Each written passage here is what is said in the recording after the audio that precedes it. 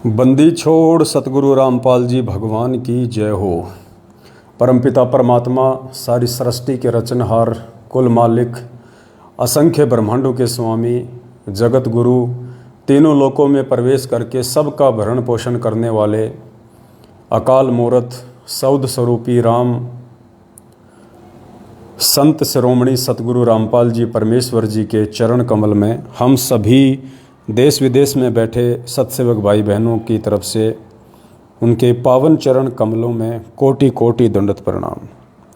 और live video देख रहे आप सभी भाई बहनों को दास की तरफ से प्यार भरा सत्साहिब। भाई और बहनों, दया परमपिता परमात्मा की, जिनके आशीर्वाद से एक बार पुनः साथ संगति के लिए परमेश्वर ने हमें मौका दिया है।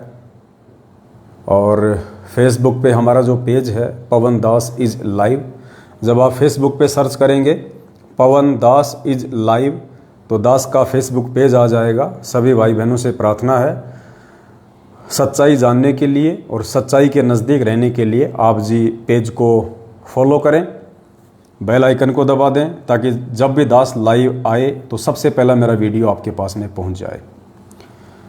सभी भाई बहन वीडियो को ज़्यादा से ज़्यादा शेयर कर दें। आप भाई बहन वीडियो को शेयर करें, तब तक दास परमात्मा का मंगलाचरण कर लेता है।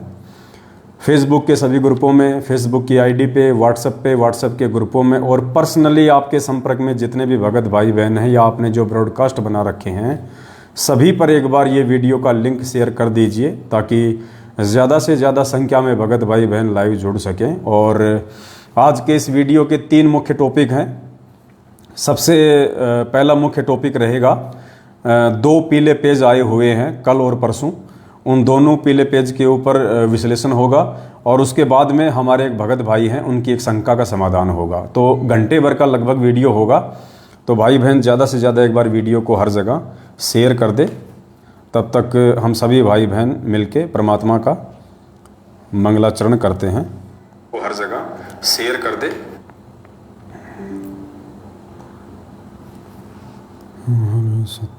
दास भी एक बार अपने मोबाइल से हर जगह शेयर कर देता है। आप सभी भाई बहन भी जहाँ जहाँ संभव हो एक बार वीडियो को हर जगह शेयर कर दें, क्योंकि इन दिनों 2 पीले पर्चे आए हुए हैं। दोनों पीले पर्चे बहुत ज़्यादा महत्वपूर्ण हैं, जिसकी जानकारी आप सभी भाई बहनों को देनी अति आवश्यक है, ताकि आपकी आंखें खुलें, आपको सच्चाई का पता चले, आपको हकीकत का पता चले, आपके स्टेट कोऑर्डिनेटर और आपके वर्ल्ड कोऑर्डिनेटर की सच्चाई का भाई बहनों को पता चल सके। और धोखे से आप जिन्हें बहुत बड़ा भगत समझ के, बहुत अच्छे क्वालिटी के सेवादार समझ के आप जिनके पीछे लगे हुए हैं, आपकी वहाँ से मोह ममता हटे और सतगुरु रामपाल जी भगवान के वचन अनुसार आप जी भक्ति मार्ग पे ज्ञान को आधार बना के भक्ति करें। तो चलिए, दास परमात्मा का मंगलाचरण करता है, तब तक आप वीडियो को ज़्यादा से ज़्यादा शेयर कर दें। सत साहिब। बंदी छोड़ सतगुरु रामपाल जी भगवान की जय हो। गरीब नमो नमो सतपुरुष को नमस्कार, गुरु की नहीं सुर नर मुनि जन साधवा, संतों सर्वस दीन ही सतगुरु साहिब संत सब दंडोतम प्रणाम।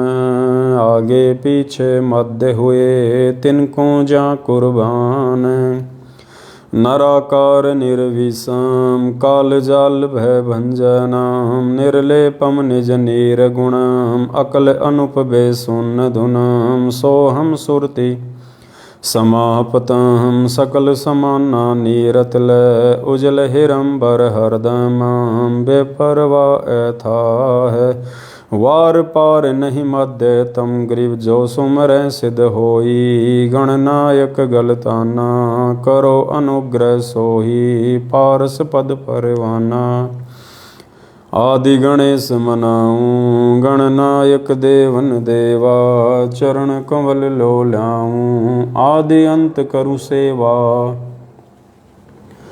परम शक्ति संगीतम हृदय सिद्धिदाता सोही अविगत गुण है अतीतम सत्य पुरुष निर्मोही जगदम्बा जगदीशम मंगल रूप मुरारी तन मन अर्पों शीशम भक्ति मुक्ति भंडारी सुर नर मुनि जन ध्यावें ब्रह्मा विष्णु महेशा शेष सहस मुख गावें पूजय आदि गणेशा इंद्र कुबेर सरीखा वरुण धर्म राय ध्यावें सुमरथ जीवन जी का मन इच्छा फल पावें 33 कोटि अधारा ध्यावें 88 उतरे भव जल पारा कट हैं यम की फांसी 33 कोटि अधारा ध्यावें 88 उतरे भव जल पारा कट हैं यम की फांसी। सत साहे बंदी छोड़ सतगुरु रामपाल जी भगवान की जय हो।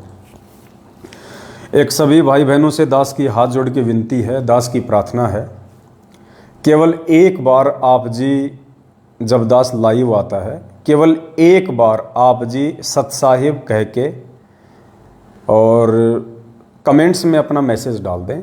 उसके बाद में आप बिल्कुल भी मैसेज ना डालें, बिल्कुल भी कोई इमोजी, कोई चित्र, कोई कार्टून, फालतू की बातें कुछ भी ना डालें आप। कमेंट्स को कोई नहीं पढ़ने वाला, कोई नहीं देखने वाला।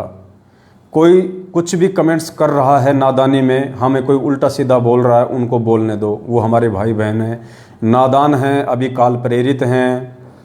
सिर्फ एक बार आप लोग सत साहिब कह दीजिए, उसके बाद में शांति से बैठ के आप जी लाइव वीडियो देखा करें। दूसरे भाई बहन भी डिस्टर्ब होते हैं बार बार ये मैसेज डालने से। आप केवल एक बार मैसेज डालें, फिर शांत होकर चुपचाप बैठ जाएं। जिस काम के लिए परमात्मा हमें निमित्त बनाते हैं उस काम पे हम ज़्यादा फोकस रखें। तो आज का लाइव वीडियो हम शुरू करते हैं। काफ़ी संख्या में भाई बहन जुड़ चुके हैं। तो सबसे पहले हम शुरू करते हैं एक पीले पेज से। वैसे तो 2 पीले पेज हैं और उसके बाद में एक जोधपुर से हमारे भगत भाई हैं, उनकी एक शंका है, उसके बाद हम उस शंका पे चलेंगे। तो सबसे पहले हम चलते हैं एक पीले पेज पे जो दिनांक 8 जुलाई 2022 को आया था। 8 जुलाई 2022 को ये पीला पेज 2 पृष्ठ का सतलोक आश्रम मैनेजमेंट हरियाणा के द्वारा ये पीला पेज निकाला गया है। दास आपको पढ़ के सुनाएगा, आप ध्यान से पढ़िएगा। बहुत ही मज़ेदार किस्सा है, सुन के आपको हंसी भी आएगी, आपको शर्मिंदगी भी होगी, आपको दुख भी होगा कि हम किन मूर्खों के बीच में फंसे पड़े हैं। 90% संगत चक्की के 2 पार्ट सतलोक आश्रम मैनेजमेंट हरियाणा और कोऑर्डिनेटरों के बीच में फंसी पड़ी है, यानी गुरुदेव के कलयुगी परिवार और मनमुखी रूप से ये कोऑर्डिनेटर लोग चक्की के 2 पार्ट हैं। बीच में बेचारे गेहूं रूपी भगत हैं जो पिसते जा रहे हैं। तो दिनांक 8 जुलाई 2022 को समय रात्रि को 10:10 पे, बताओ, मतलब रात को 10:15 बजे भी गुरुजी का आदेश आता है इनके पास में हिसार जेल से। 24 घंटे हिसार जेल खुली रहती है इन लोगों के लिए। देखो समय लिखा हुआ, देखो यहाँ साइड में, देखो यहाँ आप लोगों के, देखो समय ये बताओ 10:10 PM।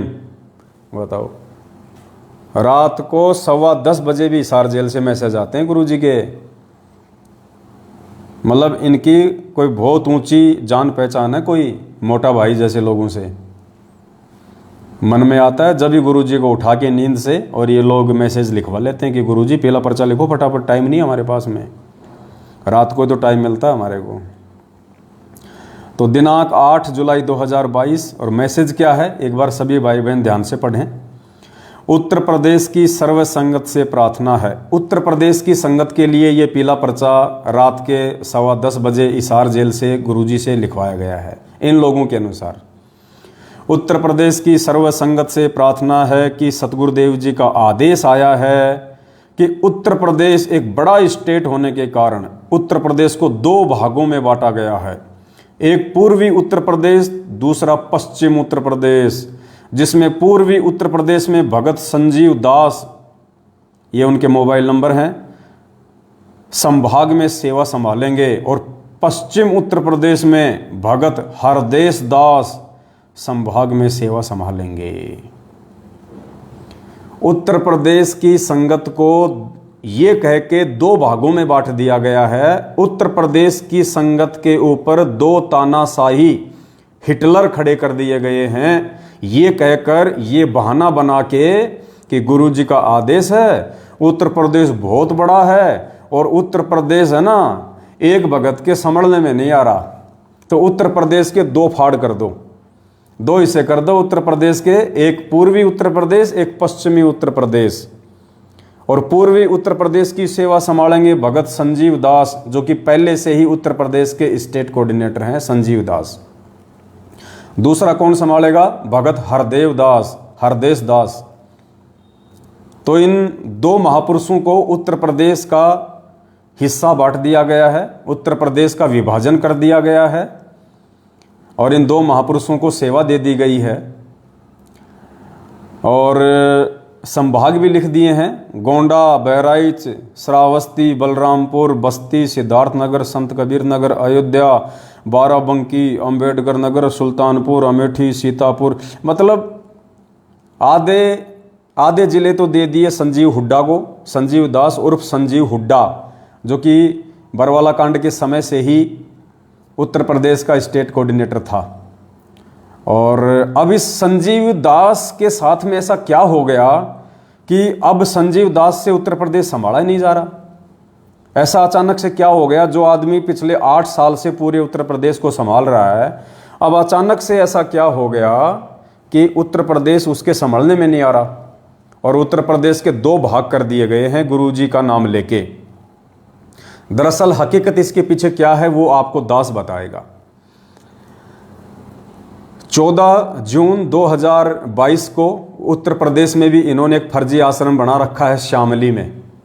तो उत्तर प्रदेश के शामली फर्जी आश्रम में कबीर प्रकट दिवस मनाया जा रहा था और आप सबको पता है पुण्यात्माओं, ये सब के सब लोग काल प्रेरित हैं, काल भगवान इनके सिर पे बैठे हैं और परमात्मा कहते हैं तत्व ज्ञान कोई ना कह रे झूमकरा, ये पैसे ऊपर नाच सुनो रे झूमकरा। सारा का सारा ड्रामा माया के पीछे हो रहा है, पैसों के लिए हो रहा है। उत्तर प्रदेश का स्टेट कोऑर्डिनेटर संजीव हुड्डा आजकल सतलोक आश्रम मैनेजमेंट हरियाणा की बातें ज़्यादातर नहीं मानता है, अपनी मनमानियाँ करता है, ज़्यादातर पैसा संगत के दान ज्योति पाठ का अपने पास में रख लेता है, मैनेजमेंट को ऊपर नहीं भेजता है। तो मैनेजमेंट को दर्द हो गया कि सारा पैसा हरामखोर अकेला खा रहा है, हम क्या अपनी ऐसी तैसी करवाने के लिए बैठे हैं? हमने किस लिए तेरे को स्टेट कोऑर्डिनेटर बनाया था उत्तर प्रदेश का?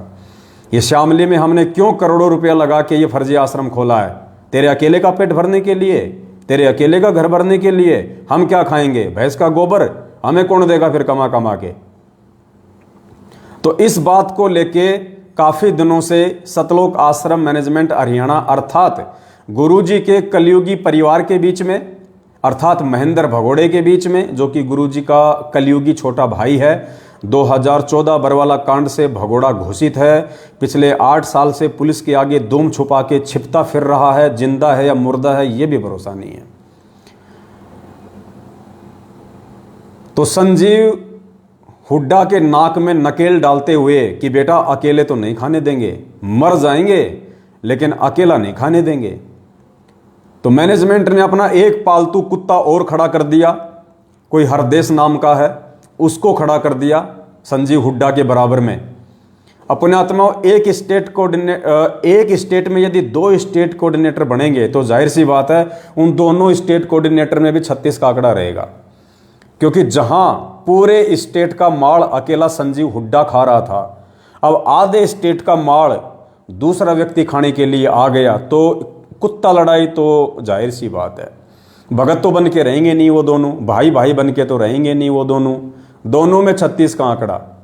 हरदेश दास जो कि नया है, सतलोक आश्रम मैनेजमेंट हरियाणा के द्वारा भेजा गया, और संजीव हुड्डा जो कि पहले से स्टेट कोऑर्डिनेटर है। तो अब इन दोनों को सेवा बांट दी गई 50-50 उत्तर प्रदेश की। और मजेदार वाकया क्या हुआ, हजारों की संख्या में संगत ने भी अपनी आंखों से देखा। कबीर प्रकट दिवस 14 जून 2022 इसी बात को लेके सतलोक आश्रम शामली उत्तर प्रदेश में सतलोक आश्रम मैनेजमेंट हरियाणा के मुख्य व्यक्तियों के बीच में बहस छिड़ गई। पैसों को लेके, माया को लेके, आश्रमों के बंटवारों को लेके।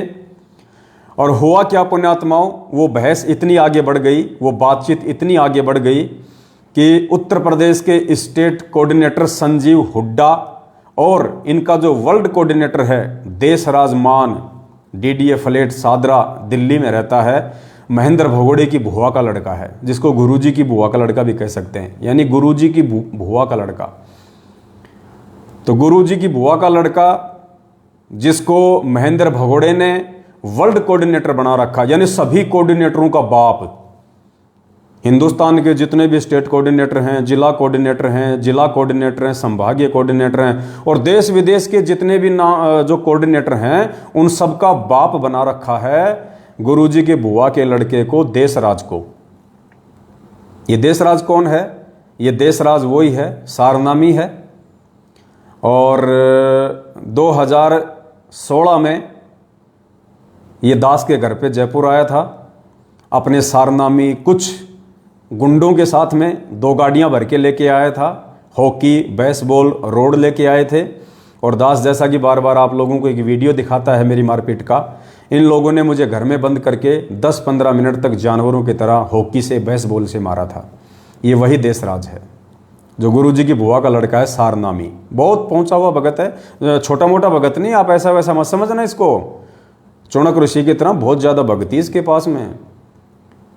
जैसे चौणक ऋषि ने 4 एटम बम बनाए थे ना, ये पिस्तौल रखता है, ध्यान रखना। इसके साथ ज़्यादा वाद विवाद नहीं करने का, ज़्यादा छेड़ाछाड़ी नहीं करना इसके साथ में।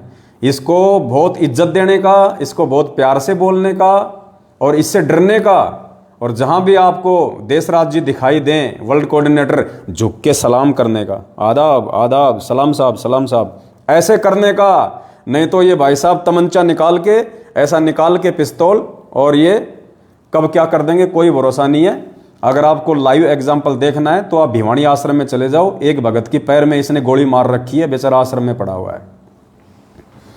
तो डर के रहने का, अगर भक्ति करनी है, संत रामपाल जी महाराज जी की भक्ति करनी है, तो देशराज जैसे वर्ल्ड कोऑर्डिनेटर से डर के रहने का, उसकी इज्जत करने का। वो आपके घर पे आ जाए, जो मांगे उसको देने का, जो भी मांगे देने का। आप समझ गए होंगे मैं क्या कह रहा हूं। अगर भक्ति करनी है तो रोटी नहीं, रोटी तो खाएगा वो, और भी कुछ मांगे मनोरंजन के लिए तो उसको देने का। नहीं तो वो टिकने नहीं देगा आप लोगों को, गुरुद्रोही का पर्चा निकलवा देगा। हो सकता है आपको पिस्तौल से भी उड़ा दे, कोई बड़ी बात नहीं है। तो वहाँ पे देशराज जी भी पहुँच गए और स्टेट कोऑर्डिनेटर संजीव हुड्डा जी बैठे हुए थे, हरदेश दास जी बैठे हुए थे, और भी गणमान्य व्यक्ति, इज्जतदार व्यक्ति, पहुँचे हुए महानुभाव वहाँ पे बैठे हुए थे। और उत्तर प्रदेश के भाई बंटवारे को लेके, आश्रमों के बंटवारों को लेके बात इतनी ज़्यादा आगे बढ़ गई कि साहब देशराज और स्टेट कोऑर्डिनेटर संजीव हुड्डा दोनों में कुत्ता लड़ाई छिड़ गई। संजीव हुड्डा देशराज को मार रहा है, देशराज संजीव हुड्डा को मार रहा है, कुत्ता लड़ाई। 10-15 तो संजीव हुड्डा ने मारे, 10-15 देशराज ने मारे। और पूरी संगत ने देखा वहां पे, सिर्फ आश्रमों के बंटवारों को लेके। क्योंकि भाई साहब बिना गुरुजी की आज्ञा के, बिना गुरुजी के आदेश के अगर तुम आश्रम खोलोगे तो कुत्ता लड़ाई छिड़ेगी, बताओ। हजारों की संख्या में संगत ने वहां पे देखा। उसके चलते फिर ये पीला पर्चा निकाला गया है कि उत्तर प्रदेश की सर्व संगत से प्रार्थना है, सतगुरुदेव जी का आदेश आया है कि उत्तर प्रदेश एक बड़ा स्टेट होने के कारण उत्तर प्रदेश को 2 भागों में बांटा गया।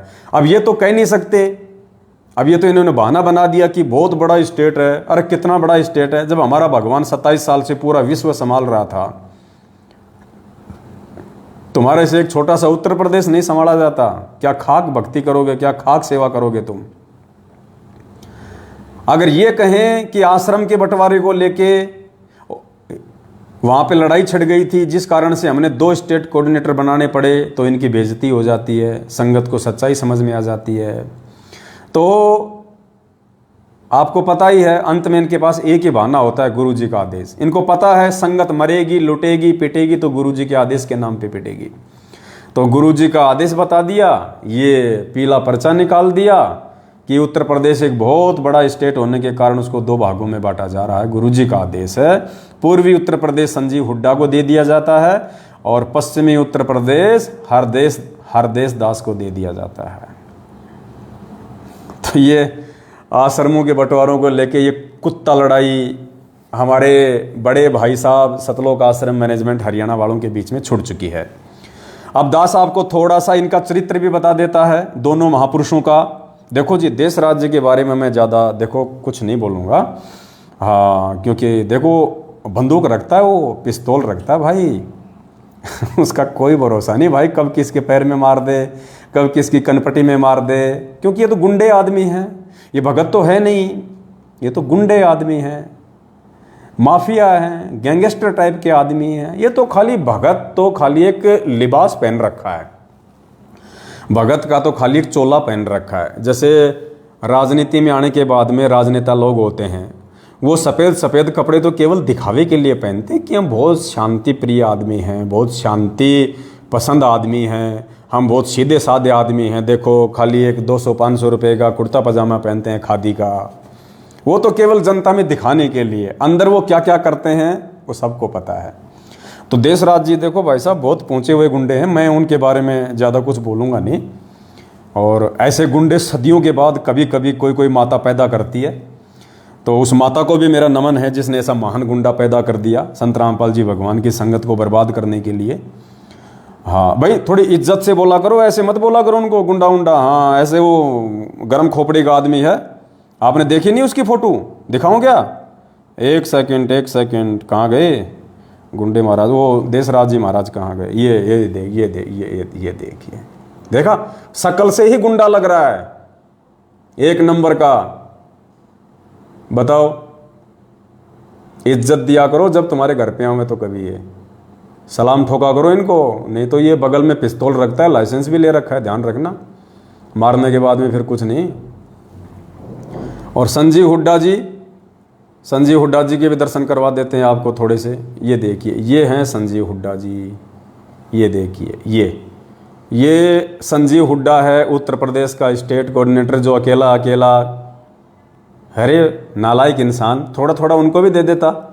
अब गया ना है, अगर थोड़े थोड़े टुकड़े अगर उन बड़े कुत्तों को भी डालता रहता और थोड़े थोड़े टुकड़े तू भी खाता रहता तो नहीं जाता ना उत्तर प्रदेश हाथ से, हैं?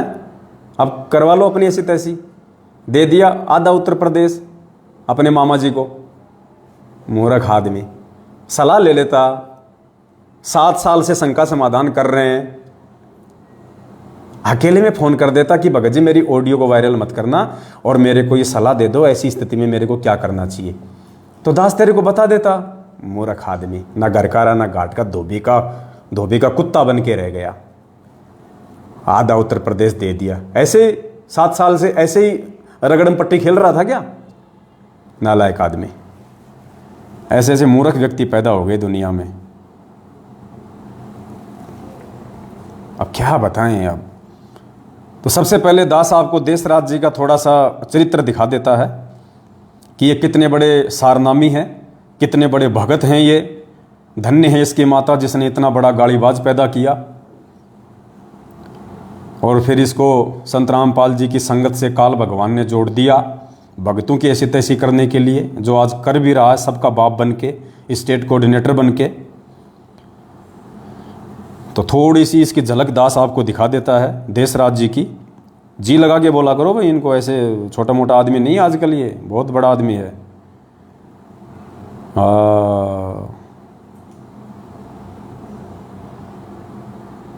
देखिए, जब ये देशराज जी दास के घर पे आए, दास के साथ में मारपीट की इन्होंने, उसके बाद में दास ने सोशल मीडिया पे इनकी फ़ोटोएं डालनी शुरू कर दी, पोस्टर बना के डालने शुरू कर दिए थे। तो उसके बाद इसने क्या किया, मेरे को व्हाट्सएप कॉल किया किसी दूसरे के नंबर से मेरे को व्हाट्सअप कॉल किया। अब खुदा न खास्ता उस समय मैंने दूसरे मोबाइल में रिकॉर्डिंग चालू कर रखी थी, ये भी मालिक की दया थी, परमात्मा ने रिकॉर्डिंग इसकी करवानी थी, क्योंकि व्हाट्सअप कॉल पे रिकॉर्डिंग होती नहीं। तो इसने सोचा जी भर के गालियाँ निकाल ले, और व्हाट्सअप कॉल पे रिकॉर्डिंग होती नहीं। लेकिन मालिक तो अंतर्यामी है। जिस समय इसका फ़ोन आया, दास ऐसे मोबाइल में कुछ रिकॉर्डिंग कर रहा था, तो रिकॉर्डिंग वो चालू रह गई। तो भाई साहब की वो व्हाट्सएप कॉलिंग की रिकॉर्डिंग जो है वो रिकॉर्ड हो गई।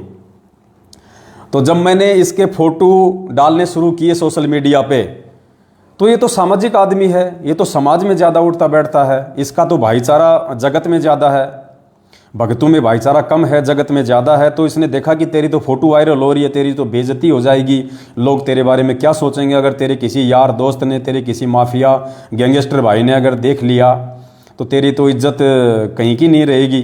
तो गुस्से में भर के इसने दास को फ़ोन किया, और क्या बोलता है, ऑडियो ध्यान से सुनना। ये दास को कहता है कि हरामजादे मेरी फ़ोटो क्यों डाल रहा है। दास ने कहा भी डालूंगा, एक बार नहीं 1000 बार डालूंगा। तो कहा कि तेरी छोरी को मैं कोठे पे बैठा दूंगा। क्या बोला देशराज, तेरी लड़की को कोठे पे बैठा दूंगा। कोठे पे मतलब इसके कोठे वालियों से भी संपर्क है भाई साहब। देशराज दिल्ली वाले के, सतलोक आश्रम मैनेजमेंट हरियाणा के गुरुजी के बुआ के लड़के के, देशराज मान के, जो सादरा में डीडीए फ्लैट में रहता है, साथ में पिस्तौल रखता है, गुंडे जैसी शक्ल वाला है, वो बोला कि तेरी छोरी को अर्थात तेरी बेटी को मैं कोठे पे बैठा दूंगा अगर तूने दोबारा मेरी फोटो डाली तो। इसका मतलब कोठे वालियों से भाई साहब के गहरे संबंध हैं दिल्ली में कोठे वालियों से इसके बहुत गहरे संबंध हैं। वरना ऐसे कौन बैठा देगा, ऐसे कौन बैठाएगा, कौन बैठाने देगा ऐसे कोठों पे भाई किसी भी अनजान को। तो ये बात वही कह सकता है जिसके ऑलरेडी कोठे वालियों से, वेश्याओं से जिसके संपर्क हैं। तो देख लो भाई, तुम्हारा स्टेट कोऑर्डिनेटर, ये तुम्हारा वर्ल्ड कोऑर्डिनेटर, और हाँ ये तो वर्ल्ड कोऑर्डिनेटर है भाई, इसकी तो मतलब विदेशों तक इसकी कोठेवालियों से जान पहचान होगी फिर तो, क्योंकि विदेशों में भी जाता है ये तो कोठेवालियों के तो आपस में लिंक होते हैं देश विदेश में। तो इसके तो भाई ये तो विदेशों में भी बैठा सकता है कोठे पे। तो बोला तेरे लड़के को कोठे पे बैठा दूंगा। एक सारनामी के वचन है ये, एक सारनामी भगत के वचन, गुरुजी के रिश्तेदार के वचन, जिनको कुछ संगत का मूर्ख तबका बहुत बड़ा भगत समझ के अपने आप को धन्य मानता होगा जब ये उसके घर पे आता होगा। और नालायक को ये पता नहीं कि जब ये तुम्हारे घर पे आता होगा तो इसकी नज़र तुम्हारी बहन बेटियों पे रहती होगी। क्योंकि परमात्मा कहते हैं कुत्ते की नज़र हड्डी पे रहती है और सूअर की नज़र टट्टी पे रहती है। कुत्ते की हड्डी पे, सूअर की टट्टी पे।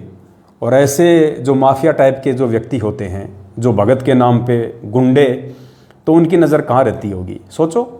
जो मुझ पवन दास को, एक भगत को, अपने भगत भाई को ये कह रहा है कि तेरी बेटी को मैं कोठे पे बैठा दूंगा, तो ऐसा व्यक्ति, ऐसा वर्ल्ड कोऑर्डिनेटर जब आपके घर पे आएगा तो उसकी नज़र आपकी माँ और बहन बेटी पे रहेगी। यदि युवा है तो बूढ़ियों पे नज़र नहीं डालता ये, क्योंकि वर्ल्ड कोऑर्डिनेटर है, इसको क्या कमी है भाई साहब।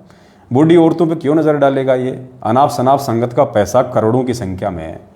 जब मर्जी आवे, इसने अपना पासपोर्ट बनवा रखा, वीज़ा इसके जेब में रहता है। जब मर्जी अमेरिका जाए, जब मर्जी नेपाल जाए, जब मर्जी पाकिस्तान जाए, क्योंकि वर्ल्ड कोऑर्डिनेटर है। हराम का पैसा 24 घंटे इसकी जेब में रहता है संगत का। तो ये बड़ी बूढ़ियों पे क्यों नज़र डालेगा, ये तो जवान पे नज़र डालेगा। तो भाई साहब सोच समझ के अपने घर पे इसको बुलाओ, तो सोच समझ के बुलाना। वर्ल्ड कोऑर्डिनेटर, फिर तुम इसको रोक भी नहीं पाओगे, तुम इसको दबा भी नहीं पाओगे, तुम इसको रोक भी नहीं पाओगे, क्योंकि वर्ल्ड कोऑर्डिनेटर है। अगर भक्ति करनी है तो फिर इसकी हर बात माननी पड़ेगी, गुलामी सहन करनी पड़ेगी। तो सुनिए देशराज भाई साहब क्या कह रहे हैं कि तेरी छोरी को कोठे पे बैठा दूंगा। और फिर दास को क्या कह रहा है कि अपने साले के मुंह में मूतूंगा, अपने साले के मुंह में मूतूंगा। बताओ, मेरे मुंह में मूतेगा वो। अब बताओ, इसने मुंह में मूतने की रिहर्सल भी कर रखी है। अब हो सकता है अपने परिवार वालों के मुंह में मूतता होगा ये, तो इसने वो रिहर्सल कर रखी है मुंह में मूतने की। वरना ऐसे कैसे मूत देगा मुंह में, एक बात बताओ, ऐसे कैसे मूत देगा। तो इसको अच्छे से पता है कि मुंह में कैसे मूता जाता है। वर्ल्ड कोऑर्डिनेटर भाई, पावर है इसके पास, मुंह में मूत दे, आंख में मूत दे, मूत दे तो मूत दे, कौन सी बड़ी बात है बताओ। घर की भाई लिखने वाला काका, इसको कौन रोक दे भाई साहब। तो ये बहुत पहुंचा हुआ आदमी है, बहुत पहुंचा हुआ महापुरुष है। सतलोक आश्रम मैनेजमेंट हरियाणा का वर्ल्ड कोऑर्डिनेटर, महेंद्र भगोड़े की बुआ का लड़का, देशराज मान।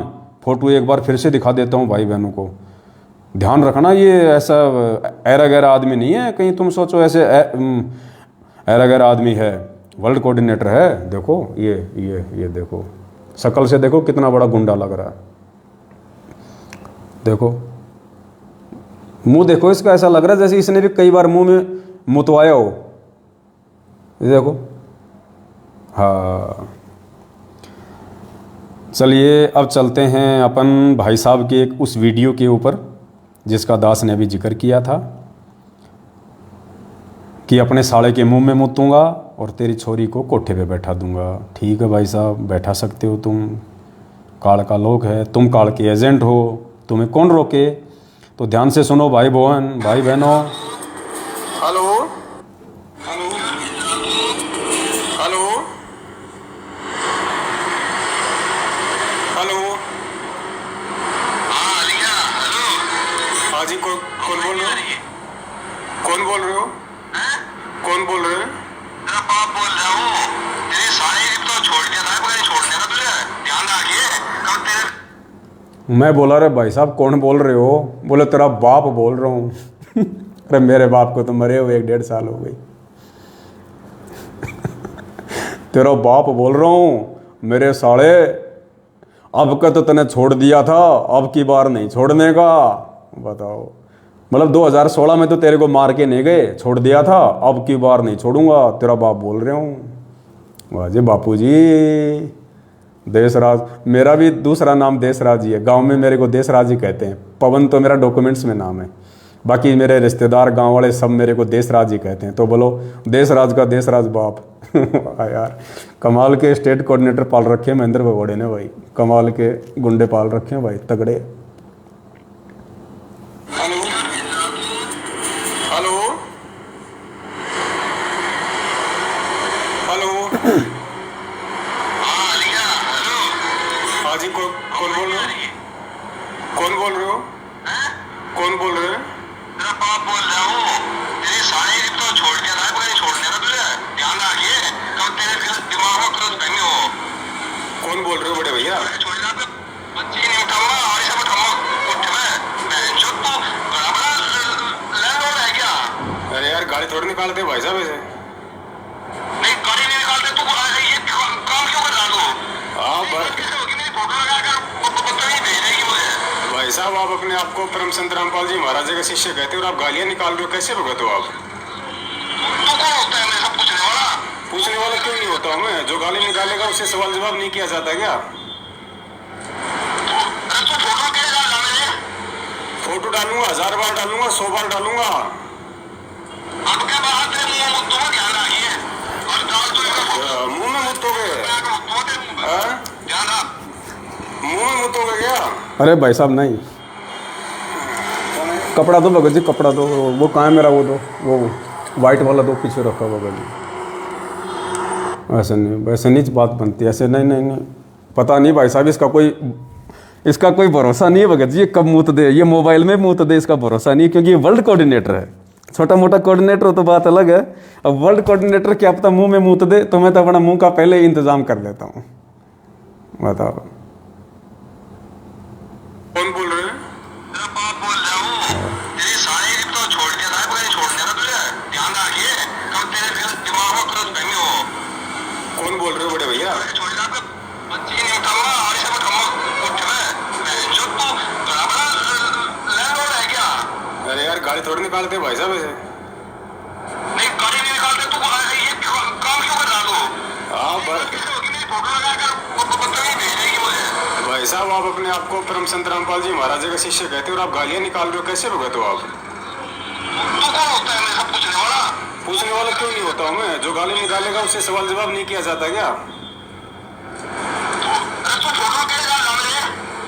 फोटो डालूंगा, 1000 बार डालूंगा, 100 बार डालूंगा। अब क्या बात है, मुंह में तुम्हें क्या लाही और दाल तो इधर मुंह में मुतोगे, हाँ? जाना मुंह में मुतोगे क्या? कौन है? तो भाई और बहनों, जय बोलो मुंह में मूतने वाले बाबा की जय हो, देश राजमान की जय हो, सतलोक आश्रम मैनेजमेंट वर्ल्ड कोऑर्डिनेटर मुंह में मूतने वाले बाबा की, मूतनाथ बाबा की जय, मूतनाथ बाबा की जय हो। सावधान,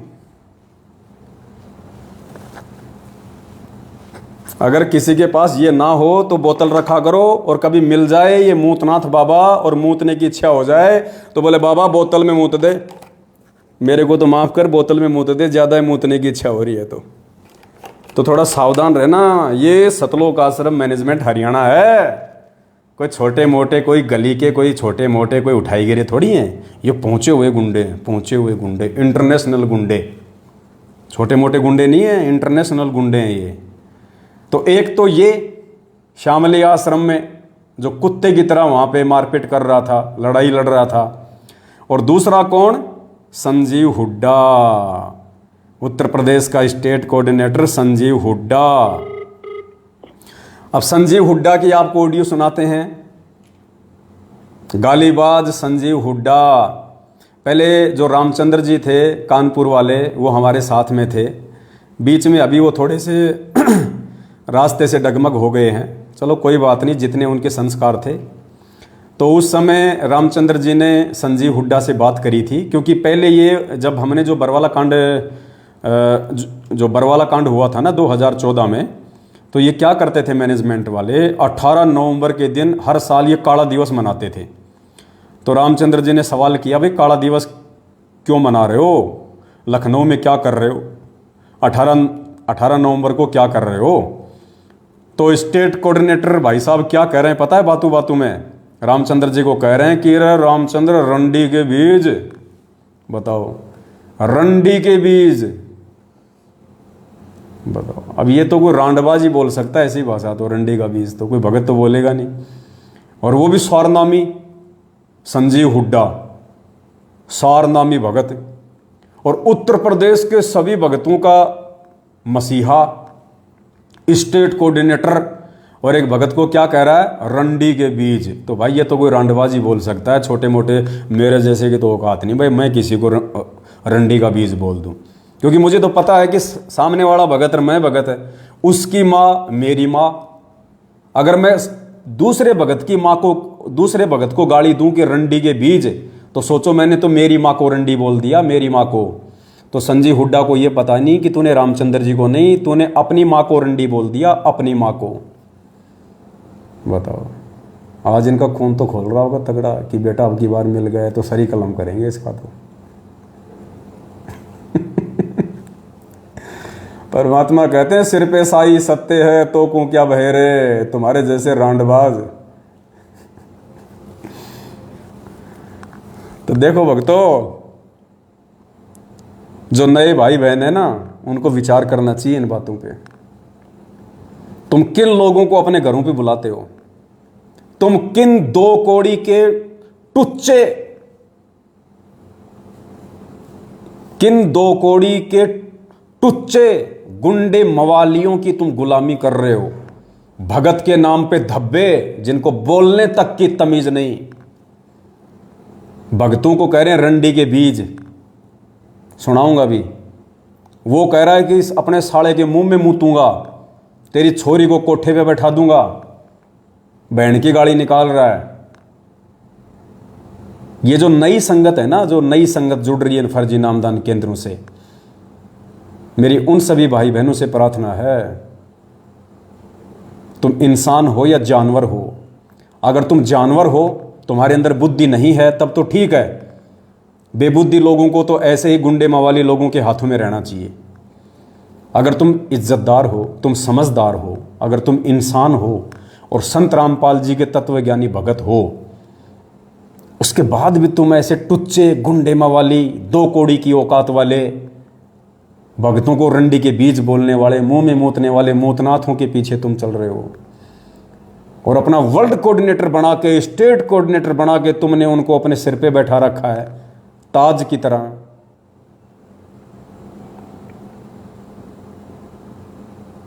भाई विचार करने की बातें हैं ये। तो संजीव हुड्डा की ऑडियो सुनो अब, और सुनना उसकी गाड़ी।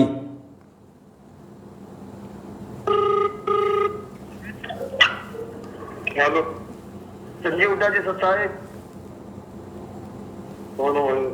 कानपुर से रामचंद्र। हाँ सुना। 18 तारीख को लखनऊ में क्या कर रहे हैं भगत जी? क्या करना है? मैसेज पूरे देश में डाला, तो बताइए ना 18 तारीख को आप क्या कर रहे हो भगत जी? यूपी के स्टेट कोऑर्डिनेटर को तो आप जवाब दो ना भगत जी। भक्तों को देते हैं भाई जवाब। अरे भक्तों को देते रामचंद्र सुधर गया, कुछ नहीं रखे। अरे आप, हम सुधरे या ना सुधरे, आप इसका जवाब दो। आप 18 नवम्बर को लखनऊ में। अरे मैं सुधार दो ना फिर। अरे तुम क्यों सुधारने क्यों नहीं आ रहे हो? आ जाओ ना सुधारने के लिए। अरे मान जा, रामचंद्र कुछ नहीं रखा। डाक कभी नहीं मानेगा, तुम्हारे जैसे गद्दारों को करता रहेगा। और आप जवाब दो ना, दुनिया की बातें छोड़ो, आप ये जवाब दो। 18 नवंबर को लखनऊ क्या कर रहे हो संजीव हुड्डा जी? ये धमकियां देना छोड़ दो। फालतू बकवास तो क्या कर रहे हो तुम लखनऊ में, ये पहले बताओ ना भगत जी। फालतू बकवास छोड़ो। मान जा रामचंद्र, मान जा। अरे नहीं मानूंगा, तुम जैसे लोगों को नहीं मानूंगा। ये गालियां तुम देते रहो। 18 नवंबर को तुम क्या कर रहे हो ये पहले बताओ।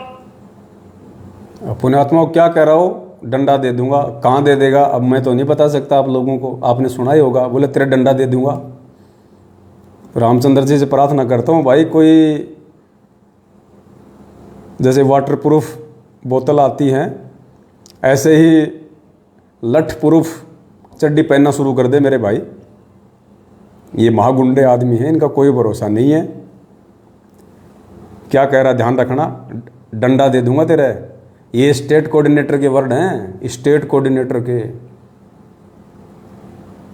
बताओ, डंडा दे दूंगा, बताओ ये भाषा है? ये सारनामी भगत की भाषा है, संत रामपाल जी के सारनामी भगत की और लाखों भगतों के बाप बने बैठे स्टेट कोऑर्डिनेटर की भाषा है कि तेरे पिछवाड़े में लठ दे दूंगा। रामचंद्र भाई लठ पूर्व चड्डी बनवा ले कहीं से, अगर बनती है तो, मुझे तो पता नहीं है भाई।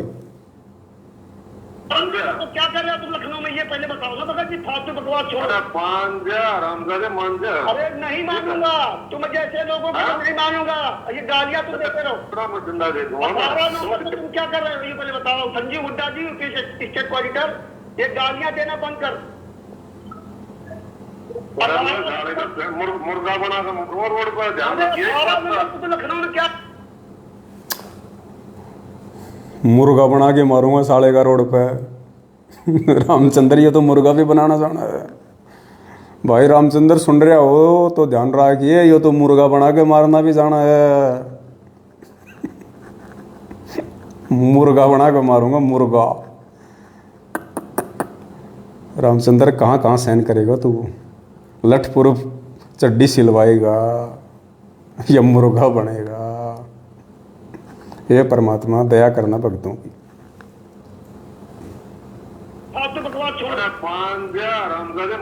अरे नहीं मानूंगा, तुम जैसे लोगों को नहीं मानूंगा। ये गालियां तुम देते रहो। 18 नवंबर को तुम क्या कर रहे हो ये पहले बताओ। संजीव हुड्डा जी स्टेट कोऑर्डिनेटर, ये गालियां देना बंद कर। मुर्गा बना रोड पर ध्यान रखिए। तो लखनऊ में क्या कर रहा है? तुम क्या करोगे? तुम तो कानपुर नहीं दिखाने। तेरा मुर्गा बना कर मारूंगा, ध्यान रखिए इस बात का। अरे रामपाल जी महाराज के वास्तव शिष्ट हो, ध्यान रखिए। बहुत बकवास कर दी है संजीव हुड्डा जी। अगर वास्तव साले का कान को मारूंगा, रामजादा बकवास करे। अगर संजीव हुड्डा जी रामपाल जी महाराज के वास्तव शिष्ट हो तो आप कानपुर आकर के मैंने रोकने की औलाद हो। आप रंडी के बीच। अरे रंडी के बीज। पहले तो मुझे ऐसा लगा जैसे एक पेड़ आता है अरंडी का, एक अरंडी का पेड़ आता है जिसके अंदर मूंगफली जैसे दाने आते हैं, जिसका तेल निकलता है। तो पहले तो मैंने सोचा कि इसने बोला अरंडी के बीज, तो मैंने कहा तो बहुत अच्छी बात है, बताओ रामचंद्र अरंडी का बीज है, फिर तो तेल तो लाने की जरूरत पड़ती ही नहीं होगी, खुद ही निकाल लेता होगा। फिर मैंने ध्यान से सुनी ऑडियो, तो इसमें क्या था, अरंडी के बीज। कहाँ अरंडी और कहाँ रंडी। उत्तर प्रदेश के नए नए भक्तों, इसने रामचंद्र को रंडी की गाली नहीं दी। रामचंद्र भी एक भगत है, और तुम उत्तर प्रदेश के लाखों की संख्या में जुड़े हुए भी भगत हो। इसने अकेले रामचंद्र को रंडी का बीज नहीं कहा, इसने उत्तर प्रदेश की सारी संगत को रंडी का बीज कहा है। उत्तर प्रदेश की संगत की सभी माताओं को आपके स्टेट कोऑर्डिनेटर ने रंडी कहा है, रंडी। विचार करने की बातें हैं ये, विचार करने की बातें हैं। तो आप कानपुर आकर के मैंने रोकने की औलाद हो आप रंडी के बीज अरे बहुत ही परमात्मा ने ज्ञान दिया ना, यही परमात्मा ने ज्ञान दिया है संजीव हुड्डा जी।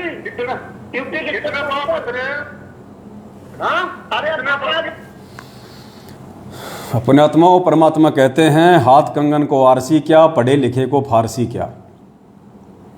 ये चरित्र है, चरित्र। आपके स्टेट कोऑर्डिनेटर का चरित्र, आपके वर्ल्ड कोऑर्डिनेटर का चरित्र, देश राजमान का चरित्र, संजीव हुड्डा का चरित्र। आप इनको भगत कहोगे, संत रामपाल जी का शिष्य कहोगे। संत रामपाल जी ऐसे हरामखोरों पे थूकते भी नहीं है, ऐसे हरामखोरों पे संत रामपाल जी थूकते भी नहीं है जिन पे तुम फिदा हुए हो। इसीलिए तो संगत अकाल मौत मर रही है, ऐसे गुंडों की संगति करके, ऐसे गाड़ीबाजों की संगति करके तो संगत अकाल मौत मर रही है आज। क्योंकि मर्यादा तो है ही नहीं किसी की, मर्यादा सबकी तोड़वा रखी है। तो उत्तर प्रदेश को दो हिस्सों में बांट दिया गया है। शामली आश्रम में इन दोनों महापुरुषों की लड़ाई हुई, भीष्म पिता और द्रोणाचार्य की, और उसके बाद में दो हिस्सों में उत्तर प्रदेश को बांट दिया गया है। एक हिस्से के भक्तों को लूटने के लिए संजीव हुड्डा को आगे कर दिया गया है, और एक हिस्से के भक्तों को लूटने के लिए हरदेश दास को आगे कर दिया गया है। अब हम चलते हैं दूसरे पीले पर्चे पे। देखो, दास की सेवा है तुम लोगों को एज इट इज हकीकत सामने रखने की। अब मुझे नहीं पता उसके बाद किसका क्या रिएक्शन होगा, कौन इन वीडियो से शिक्षा लेगा, कौन शिक्षा नहीं लेगा, कोई क्या सोचेगा क्या नहीं सोचेगा, मुझे इन चीज़ों से कोई मतलब नहीं है। झूठ मैंने बोली नहीं, 3 का 13 लगा के मैंने कोई बात कही नहीं, निंदा चुगली मैंने किसी की नहीं, क्योंकि मेरे गुरुजी कहते हैं कि साचा शब्द कबीर का प्रकट किया जगमाही, और जैसे को तैसा कहे सो तो निंदा नाही। चोर को चोर कहना, मूतनाथ को मूतनाथ कहना, भड़वे को भड़वे कहना, सही को सही कहना, उसकी निंदा चुगली में नहीं आता है। हकीकत आप लोगों को मैंने दिखा दिया, वीडियो इन दोनों के दिखा दिए, शब्द इन दोनों के दिखा दिए, रिकॉर्डिंग इन दोनों की दिखा दी, फोटो इन दोनों की दिखा दी, पीला पर्चा इन्हीं का भेजा हुआ दिखा दिया आपको, और हकीकत आपको बता दी। अब बताओ मैंने किसकी निंदा चुगली कर दी भाई? मैंने तो हकीकत बताई है। जैसे मेरे गुरुजी नकली संतों की हकीकत बताते हैं, वैसे ही मैंने इन नकली भक्तों की हकीकत बताई है कि सावधान रहना, अपने घर पे ऐसे गुंडों को मत बुलाना कभी भी कोऑर्डिनेटर समझ के। अब चलिए हम दूसरे पीले पर्चे पे चलते हैं। ये दूसरा एक पीला पर्चा है, एक ही पेज का है ये। दिनांक 18 जुलाई 2022 को आया है। ये देखिए 18 जुलाई 2022, समय शाम के 5:05 पे। बताओ, मतलब टाइम भी बिल्कुल एक्यूरेट लिखते हैं ये। 5:30, 5, 6, 6:30 ऐसे नहीं लिखते ये, 10 मिनट, 15 मिनट, 20 मिनट ऐसे लिखते हैं ये। जैसे मार्केट में कहते हैं ना कि ये शर्ट कितने की है, 999 रुपये की। अच्छा, ये टोपी 199 रुपये की। तो इसी प्रकार ये टाइम भी बिल्कुल ऐसे रखते हैं, 5:05, 10:15, ताकि भक्तों को यकीन हो जाए कि वास्तव में मतलब टाइम से पीले पर्चे आते हैं जेल से, बिल्कुल एक्यूरेट। तो 18 जुलाई 2022 का ये पीला पर्चा है, और क्या लिखा हुआ है, सॉरी ये 18 जून का है, 18 जून का है। सभी सोशल मीडिया सेवादारों से निवेदन है, सतलोक आश्रम मैनेजमेंट हरियाणा इस पीले पर्चे के माध्यम से गुरुजी का आदेश बता के जितने भी सोशल मीडिया सेवादार हैं, सोशल मीडिया सेवादार जो भक्तों को मोबाइल चलाना सिखाते हैं, भक्तों को ट्विटर चलाना सिखाते हैं, इंस्टाग्राम चलाना सिखाते हैं, फेसबुक चलाना सिखाते हैं, यूट्यूब के चैनल बनाना सिखाते हैं, उन सभी सोशल मीडिया सेवादारों के लिए ये आदेश है। क्या आदेश है? सभी सोशल मीडिया सेवादारों से निवेदन है कि कोई भी सोशल मीडिया सेवादार किसी भी भगत आत्मा को सोशल मीडिया की ट्रेनिंग या सोशल मीडिया की सेवा सिखाने के लिए किसी भी भगत आत्मा के घर पर नहीं जाना है। आश्रम, नामदान केंद्र, यहां जहां सत्संग हो वहां पर सोशल मीडिया सेवा सिखाएं। बताओ, पीला पर्चा आ गया। आज से पहले तो लोगों के घर घर जाके सोशल मीडिया सेवा सिखा रहे थे, माता बहनों को जा जाके सोशल मीडिया सेवा सिखा रहे थे, उनको ट्रेनिंग दे रहे थे सोशल मीडिया की कि माता बहनों को भक्तों के साथ में कैसे व्यवहार करना चाहिए, जब कोई भगत घर पे आ जाए तो उसको कैसे उसको खुश करना चाहिए, कैसे उसको प्रसन्न करना चाहिए। सोशल मीडिया सेवादार को जब घर पे आवे सिखाने के लिए, ट्रेनिंग देने के लिए। अब अचानक से ऐसा क्या हो गया कि उन सोशल मीडिया सेवादारों को बैन कर दिया गया है कि किसी भी भगत के घर पे जाके सोशल मीडिया की ट्रेनिंग नहीं दोगे। अगर सोशल मीडिया की ट्रेनिंग देनी है तो आश्रम में दो, नामदान केंद्र पे दो, या जहां सत्संग हो तो सबके सामने दो। यानी अकेले में किसी भी माँ बहन को सोशल मीडिया की ट्रेनिंग देने के लिए कोई भी भगत किसी के घर नहीं जाएगा। अब ऐसा क्या हो गया? अब ऐसा इसलिए हो गया क्योंकि 3 मुकदमे संगत में हो गए। संगत में 3 मुकदमे हो गए। मुकदमे क्या हो गए? ट्रेनिंग तो देने गया था माता बहनों को सोशल मीडिया की, और ट्रेनिंग कोई और दे के आ गया। बताओ, जिसकी वजह से ये पीला पर्चा निकालना पड़ा। ऐसे निकम्मे ट्रेनिंग देने वालों की वजह से, नालायक समझते भी नहीं है किस समय पे क्या ट्रेनिंग देनी चाहिए, उल्टी ट्रेनिंग दे के आ जाते हैं। ये नहीं देखते कि मैं क्या ट्रेनिंग देने आया हूं, और ट्रेनिंग कुछ और दे देता हूं वहां उनको जाके। इसलिए पीला पर्चा निकालना पड़ गया। 1-2 नालायक की वजह से और सैकड़ों ट्रेनिंग देने वालों की बाट लगा दी। वो गालियां निकाल रहे होंगे बाकी ट्रेनिंग देने वाले कि नालायक ने हमारा और सत्यानाश कर दिया, बढ़िया टाइम पास हो जाता था। कर दिए कांड। अब ये भी मुझे बताना पड़ेगा कि वो 3 क्या कांड हो गए। अब ये लोग सतलोक आश्रम मैनेजमेंट हरियाणा के सोशल मीडिया ट्रेनिंग सेवादार ये माता बहनों के घरों में जाते थे उनको ट्रेनिंग देने के लिए। अब कोई बूढ़ी औरत तो मोबाइल चलाएगी नहीं, कोई बूढ़ी औरत को तो ट्रेनिंग ये लोग देते नहीं है। अब जवान जवान माता बहनों को ट्रेनिंग देते हैं, और ऐसे समय पे जाते हैं जब कोई होता ही नहीं घर पे, या तो रात को जाएंगे, पति बेचारा थका आ रहा आएगा, दूसरे कमरे में जाके सो जाएगा, वो ट्रेनिंग देता रहता है। या फिर ऐसे समय में जाएंगे जहाँ पे बिल्कुल, क्या बताऊँ मैं, परसों आपने सुना होगा ऑडियो में, ऐसे ही ट्रेनिंग देने के लिए गया था और 3 दिन उसी के घर पे रुक गया, और किसी ने उसकी सासू माँ को बताया, किसी ने उसकी सासू माँ को बताया कि ये जो तेरे बेटे की बहू है ना, ये ठीक नहीं चल रही आजकल, ये जाती है पुस्तक सेवा करने और वहाँ पे और ही कुछ हो रहा है। तो सासू को यकीन नहीं हुआ कि ऐसा थोड़ी होगा। सासू ने देखा कि मैं अपनी आंखों से पकड़ लूँगी तब मानूंगी।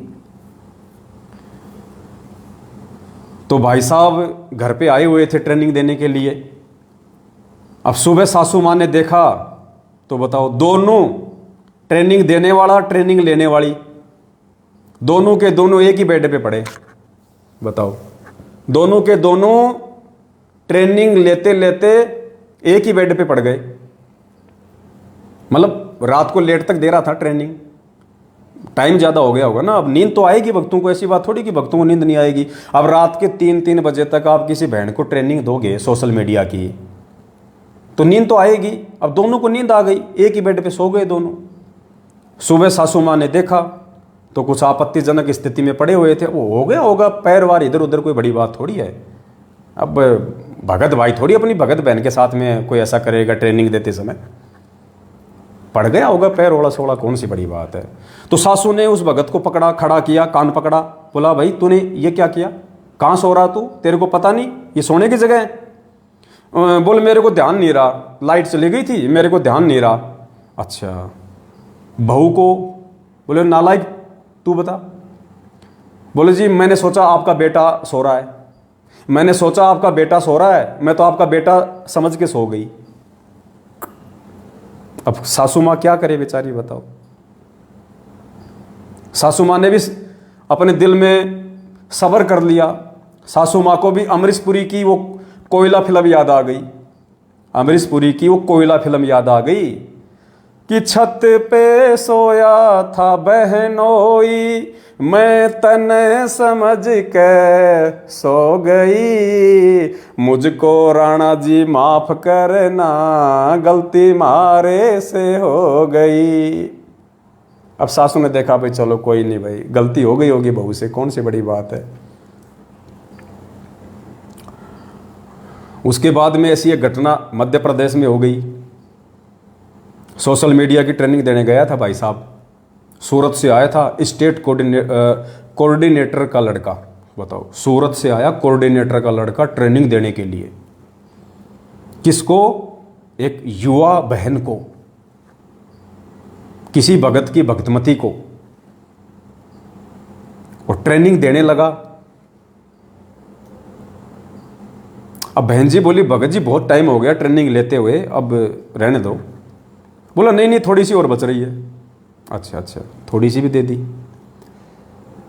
उसके बाद क्या हुआ, भगत जी इतने ट्रेनिंग में मस्त हो गए, अब उनके जो भगत थे, जो भक्तमती के, वो साइड में चले गए। अब वो बहन बेचारी नहा धो के बाथरूम से आई और नहा धो के अपने वो कपड़े चेंज करने लग गई दूसरे कमरे में। यानी वो जो रूम थे वो कुछ इस प्रकार के थे, उसी रूम से उस रूम का गेट था। तो वो बहन अपना साइड में जाके अपने वो कपड़े बदलने लग गई।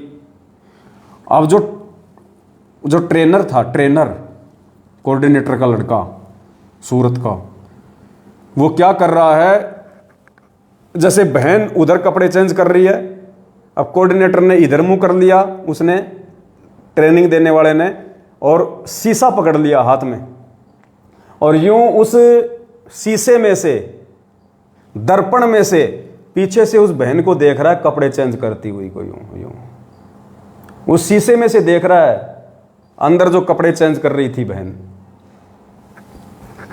भगत जी ने उसको देखा और कहा कि भाई ये क्या कर रहा है तू, ये क्या कर रहा है? बोलो नहीं नहीं, बोलो मेरी आंख में बोले बाल पड़ गए, बोले बाल निकाल रहा हूं। एक ऐसी कांड और हुआ है, वो तो मुझे बताते हुए बड़ी शर्म आएगी, इसलिए मैं नहीं बता पाऊंगा। तो ये 3-4 कांड इन दिनों संगत में घटित हो गए सोशल मीडिया सेवादारों के द्वारा ट्रेनिंग देते समय।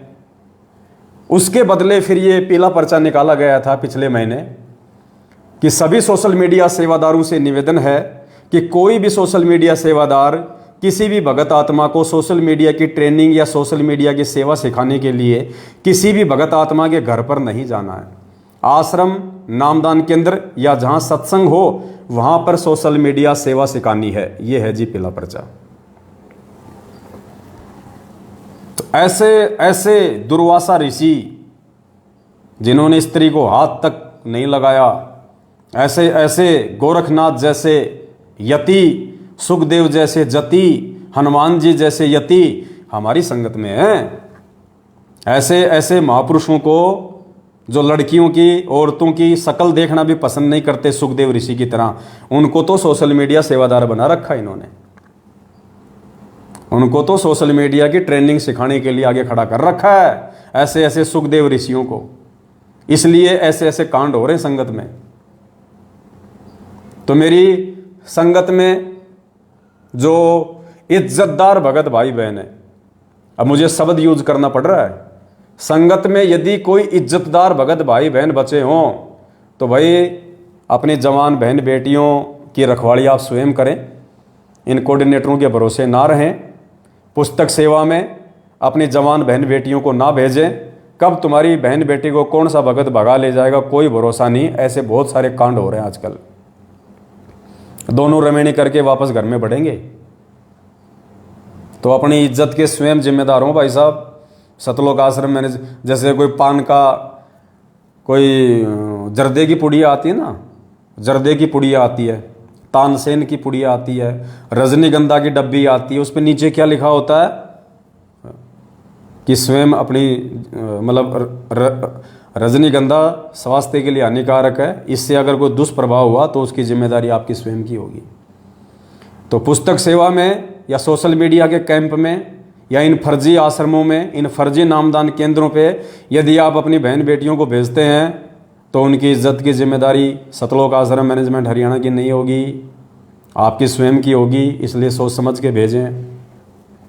तो ये तो थोड़ा सा ये चरित्र था सतलोक आश्रम मैनेजमेंट हरियाणा का, जो आप लोगों को ताज़ा करना ज़रूरी था, ताकि कुछ भगत भाई बहन जो आंखों पे काली पट्टी बांध कर इनको बहुत बड़े भगत समझ के, क्योंकि जो ब्लाइंड फेथ हमारे गुरुदेव पे करना था वो ब्लाइंड फेथ हम गधों ने इन मैनेजमेंट वालों पे कर लिया, गुरुजी के परिवार वालों पे कर लिया, जिसका परिणाम आज संगत भोग रही है।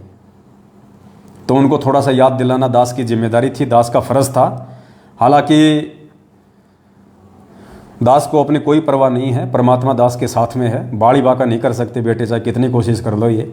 और कोशिश क्या ये कर नहीं रहे? क्या इन्होंने कोशिश की नहीं? इनको तो आज भी ऐसा है कि बेटा मिल जाए एक बार, कहाँ है, बस एक बार, बस अब की बार तो 3-13 कर देना उसका। सिर पे साई सत्य है तो को क्या भय रे। परमात्मा साथ में है। ये तुम्हारे तमंचे, तुम्हारी बंदूकें, तुम्हारी तलवारें अपनी अंडरवियर में छुपा के रखना बेटा। दास के साथ परमात्मा है, टेंशन लेने की जरूरत नहीं है। बाकी सावधानी अपनी मैं रखता हूँ। परमात्मा ने कह रखा है बेटा सावधानी रखना, कायरता नहीं होती है। जानबूझ के भी हमने किसी को मौका नहीं देना, क्योंकि ये तो राक्षस है, ये तो राक्षस हैं, काल प्रेरित हैं, गुंडे हैं, महागुंडे हैं, माफिया हैं, गैंगस्टर लोग हैं। ये भगत थोड़ी हैं। भगत के भेष में भेड़ी हैं, ये उल्फ हाइना है ये। तो भाई हम तो इनसे बहुत पहले से सावधान होकर चल रहे हैं। अब जो नए भाई बहन जो जुड़ रहे हैं ना, वो अपनी बहन बेटियों का अपनी इज्जत के स्वयं जिम्मेदार बने। कोई गारंटी नहीं है इन लोगों की। तो चलो, ये तो सतलोक आश्रम मैनेजमेंट हरियाणा से जुड़े हुए कुछ पहुँचे हुए सिद्धि युक्त महापुरुषों की जीवन कुंडली थी, जो आप लोगों के सामने रखनी भी जरूरी थी। अब हमारा लास्ट जो पॉइंट है वो हमारे एक भगत भाई की शंका है।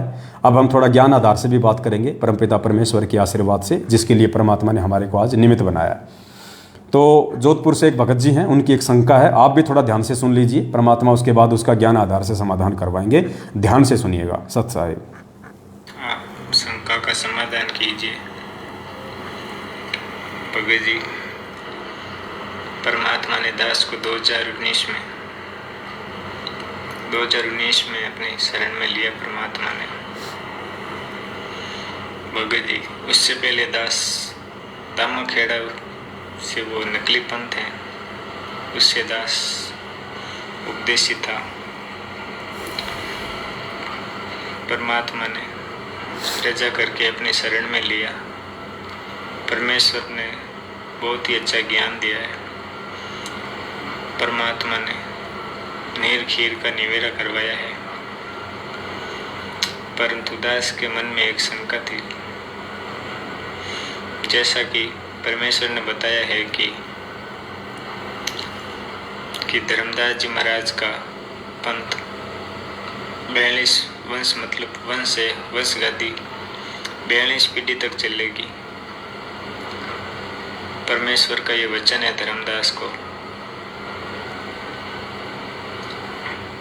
आज वर्तमान में 13वीं या 14वीं धर्मदास जी की वंश परंपरा के गादीपति श्री प्रकाश मुनि और श्री उदित मुनि नाम गादी पर बैठे हैं।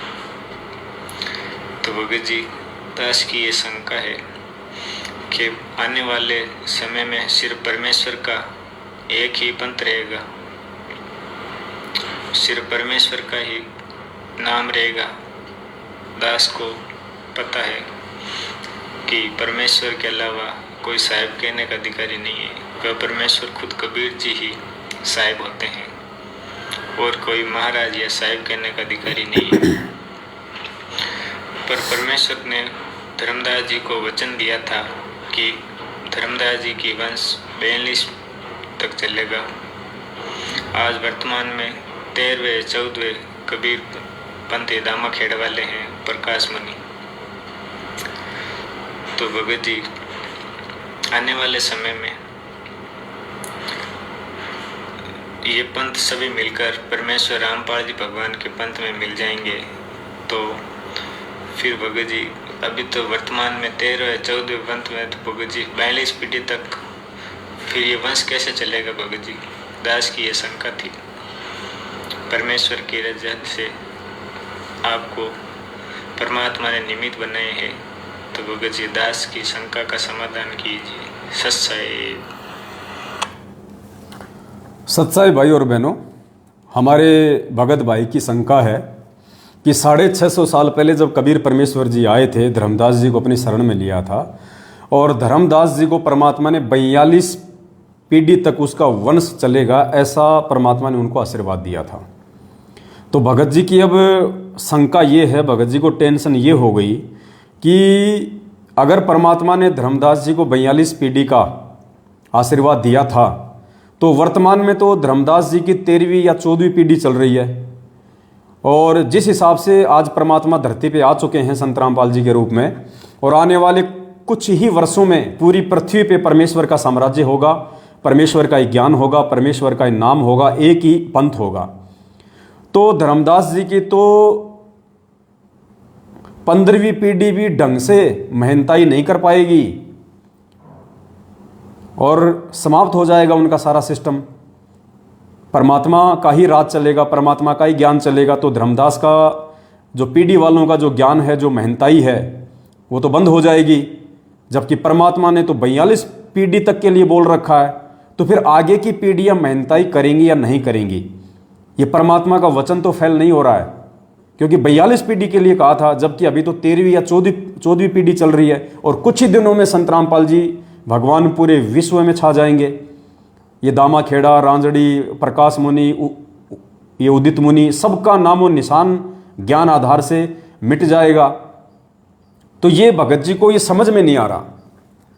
तो पुण्यात्माओं, वैसे तो सतगुरुदेव जी सत्संगों में बार बार कहते हैं कि पुण्यात्माओं, यदि सत्संग सुनते सुनते मन में कोई खरपतवार पैदा हो जाए, कोई शंका यदि तुम्हारे को घेर ले, तो टेंशन नहीं लेनी चाहिए। निसंशय होकर अपनी भक्ति करते रहो, परमात्मा से प्रार्थना करो, सत्संग सुनते रहो। सत्संग में ही कभी न कभी वो अंतर्यामी परमात्मा तुम्हारी शंका का समाधान जरूर करेगा। लेकिन अब हमारे भगत भाई बहनों को इतना धैर्य नहीं, इतना संतोष भी नहीं है और वो टेंशन भी उनको इतनी ज़्यादा हो जाती है कि आगे वो सत्संग भी ध्यान से नहीं सुन पाते हैं, उस टेंशन के चलते कि कहीं गुरुजी के वचनों में कोई दोष पैदा ना हो जाए। इसके लिए परमात्मा ने ये 7 संगतियाँ रखवाई हैं। हम जैसे 2 कोटि के जीवों को परमात्मा ने ज्ञान आधार से भाई बहनों की शंका समाधान के लिए निमित्त बनाया है। तो वैसे तो ये कॉमन सेंस की बात है, कोई ऐसी बड़ी कोई शंका नहीं है। देखिए भगत जी, दास आपको गुरुजी का सत्संग भी सुनाएगा, लेकिन उससे पहले दास आपको मौखिक बता देता है। जैसे आज दिन में दास ने आपकी ये शंका सुनी, तो दास को तो साथ के साथ में ही सतगुरुदेव जी ने दया कर दी थी। दास को तो मालिक ने समझा दिया था कि बेटा इसका ये समाधान है, भाई को इस प्रकार से समझा। लेकिन दास ने सोचा कि हो सकता है मेरे शब्दों से आपको पूर्णतया संतुष्टि ना हो, इसके लिए परमात्मा का एक सत्संग भी मुझे मिल गया दिन में, वो भी दास आपको सुना देगा। यदि आपने गुरुदेव के सत्संग सुने हो, धर्मदास को 42 पीढ़ी का आशीर्वाद देने वाला, तो गुरुदेव ने ये नहीं कहा किसी भी सत्संग में, गुरुजी ने किसी भी सत्संग में ये नहीं कहा कि उस कबीर परमेश्वर ने धर्मदास को 42 पीढ़ी तक महंताई का आशीर्वाद दिया था या 42 पीढ़ी तक गद्दी संभालने का आदेश दिया था या 42 पीढ़ी तक ये गुरुवाई करने का आदेश दिया था। नहीं, परमात्मा ने 42 पीढ़ी तक उनको गद्दी संभालने का, महंताई करने का या गुरुवाई करने का आदेश नहीं दिया, आशीर्वाद नहीं दिया। परमात्मा ने यह कहा था कि धर्मदास मेरे आशीर्वाद से, क्योंकि जब धर्मदास को परमात्मा ने दिखा दिया था कि ये नारायण दास कौन है, सतगुरु रामपाल जी भगवान ने, जो उस समय कबीर जी के रूप में थे, जो उस समय कबीर नाम से थे, उन्होंने धर्मदास जी को अपनी तरफ से दिव्य दृष्टि देके और ये दिखा दिया था कि ये जो नारायण दास है ये तेरा बेटा नहीं है, तेरे बेटे की शक्ल में ये काल का एजेंट है, मृत्यु अंध नाम का काल का दूत है, ये तेरी भक्ति बर्बाद करने के लिए आया है। क्योंकि परमात्मा कहते हैं कि जिस घर में परमात्मा की कोई अच्छी आत्मा होती है, काल उस घर में वो आत्मा भक्ति ना कर ले, अपना भी एक दो एजेंट वहां पे छोड़ देता है। तो जब धर्मदास जी को परमात्मा ने दिखाया कि ये तो काल का दूत है, उसके लंबे लंबे दांत, चौड़ा चौड़ा माथा और काला कलूटा चेहरा, तो धर्मदास की तो आंखें फटी की फटी रह गई। और फिर धर्मदास ने कहा, क्योंकि पुण्यात्मा उस समय ज्ञान तो था ही नहीं, मूल ज्ञान तो परमात्मा ने छुपा के रखना था। तो धर्मदास जी को फिर टेंशन हो गई कि परमात्मा फिर मेरा वंश कैसे चलेगा। गुरुजी ने कहा कि वो बढ़िया था, लाला जी था, कमजोर दिल का था। बोला भगवान अब ये काल का दूत पैदा हो गया तो मेरा वंश कैसे चलेगा। तो परमात्मा ने कहा कि तेरे घर में मैं एक अपनी अच्छी आत्मा भेजूंगा, उससे तेरा वंश जो है वो चलेगा। लेकिन वंश इसका भी चलेगा, लेकिन वो केवल 42 पीढ़ी तक रहेगा। मतलब सॉरी दास थोड़ा सा उल्टा बोल गया, दास माफी चाहता है। परमात्मा ने कहा था कि ऐसे काल के एजेंटों का वंश नहीं चलता है, ऐसे काल के दूतों का वंश धर्मदास नहीं चलता है। तो धर्मदास को टेंशन हो गई कि परमात्मा फिर मेरा वंश कैसे चलेगा। तो परमात्मा ने कहा कि मैं मेरी अच्छी आत्मा मैं तेरे घर में भेजूंगा। उस समय धर्मदास जी लगभग 80 साल की उम्र के हो रहे थे, तो टेंशन हो गई। तो बोला धर्मदास कोई टेंशन नहीं है, मेरे आशीर्वाद से तेरे घर में एक आत्मा आएगी। परमात्मा ने उसी समय उनको दिखा भी दिया था उनके आंगन में कि 9 महीने बाद में ये आत्मा तुम्हारे जो है वो घर में आएगी, और ये मुक्तामणि होगा, ये चूड़ामणि होगा। मुक्तामणि को हो चाहे चूड़ामणि को हो, थे खुद वो कबीर परमात्मा ही, लेकिन लीला करते हैं परमेश्वर। क्योंकि ये सत भक्ति मंत्र देने का अधिकारी पृथ्वी पर और कोई नहीं होता है उस कबीर परमेश्वर के अलावा। इसलिए मुक्तामणि कहो या चूड़ामणि कहो, उस रूप में स्वयं कबीर परमात्मा ही आए थे। तो कहा धर्मदास मेरी उस आत्मा के माध्यम से तेरी 42 पीढ़ी चलेंगी, यानी मैं तुझे 42 पीढ़ी तक के वंश का आशीर्वाद देता हूं।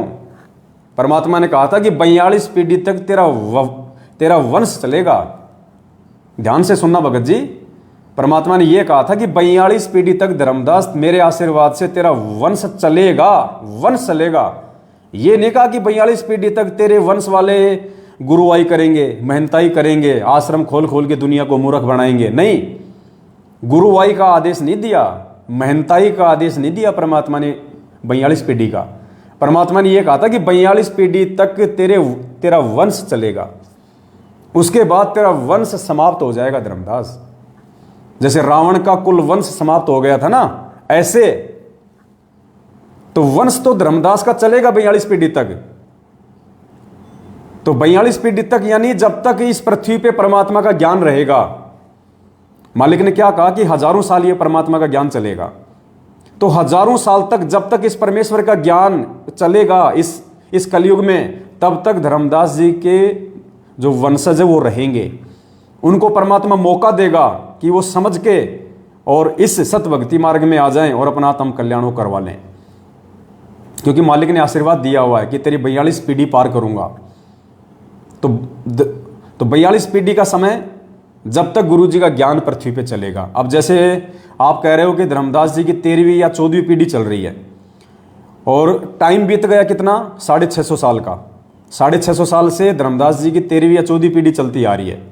तो 650 साल तक 13वीं या 14वीं पीढ़ी और 42 वंश का दिया आशीर्वाद, तो 15 पीढ़ी मान लेते हम। 650 साल तक चली धर्मदास की 15 पीढ़ी, अब आगे और 15 पीढ़ी, फिर 15, फिर 15, तो हजारों साल तक जो परमात्मा का ज्ञान चलेगा तब तक धर्मदास जी का वंश चलेगा। यानी परमात्मा धर्मदास के वंशजों को अपने उस आशीर्वाद के अनुसार जो धर्मदास जी से जो वायदा किया था परमात्मा ने कि तेरी 42 पीढ़ी को पार करूंगा, अगर वो पीढ़ी वाले धर्मदास जी के वंशज अगर सतगुरु रामपाल जी भगवान के द्वारा दी गई भक्ति को स्वीकार कर लेंगे तो उनका उद्धार हो जाएगा। परमात्मा की नाम की जो कलम है उनके वो चढ़ जाएगी। तो परमात्मा ने धर्मदास जी को केवल 42 पीढ़ी तक उसके वंश के चलने का आशीर्वाद दिया था। ये नहीं कहा था कि 42 पीढ़ी तक तेरे वंश वाले महंता ही करेंगे, ये गुरुवाई करेंगे। गुरुवाई तो केवल बस ये लास्ट हो गई, समझ लो। ये जो उदित नारायण है या ये उदित मुनि है, कौन है, बस इसके बाद तो अब संत रामपाल जी भगवान ही आएंगे। अब तो इन्हीं का चलेगा सारा सब कुछ जो भी चलेगा। तो अब आप सतगुरुदेव जी के मुख कमल से भी 10 मिनट का सत्संग है, ध्यान से सभी भाई बहन सुनिए और इन चीज़ों को पुण्यात्माओं समझने का प्रयास करें। क्योंकि परमात्मा कहते हैं कि करम भरम भारी लगे संसा सूल बबूल, डाली पानो डोलते परसत ना ही मूल। अगर मन में कोई शंका रहेगी जरा सी भी तो हम भक्ति नहीं कर पाएंगे। इसलिए शंका का सत्यानाश होना अति आवश्यक है। तो अभी दास आपको गुरुजी का सत्संग सुनाएगा और वो सत्संग आपको अच्छे से वो क्लियर कर देगा, आपके समझ में आ जाएगा कि परमात्मा ने धर्मदास जी को 42 पीढ़ी का आशीर्वाद केवल उसके वंश चलने का दिया था या 42 पीढ़ी तक उसके वंश को मेहनताई करने का आदेश दिया था। क्योंकि काल तो छठी पीढ़ी में घुस गया था। धर्मदास जी की मेहनताई तो छठी पीढ़ी में समाप्त हो गई थी, क्योंकि छठवीं पीढ़ी तक ही ये 5 मंत्र थे।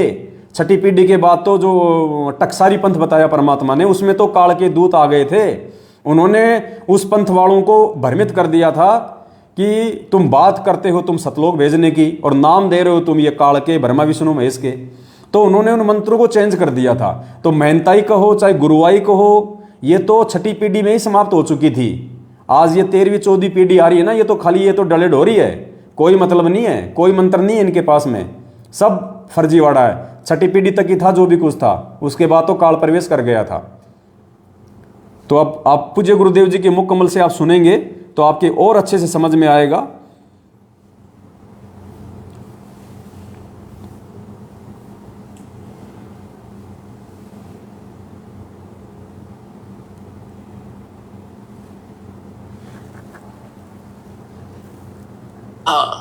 ये भाई अभी ये मूल मंत्र और मूल ज्ञान, ये सार नाम अपने परिवार को भी मत बताना।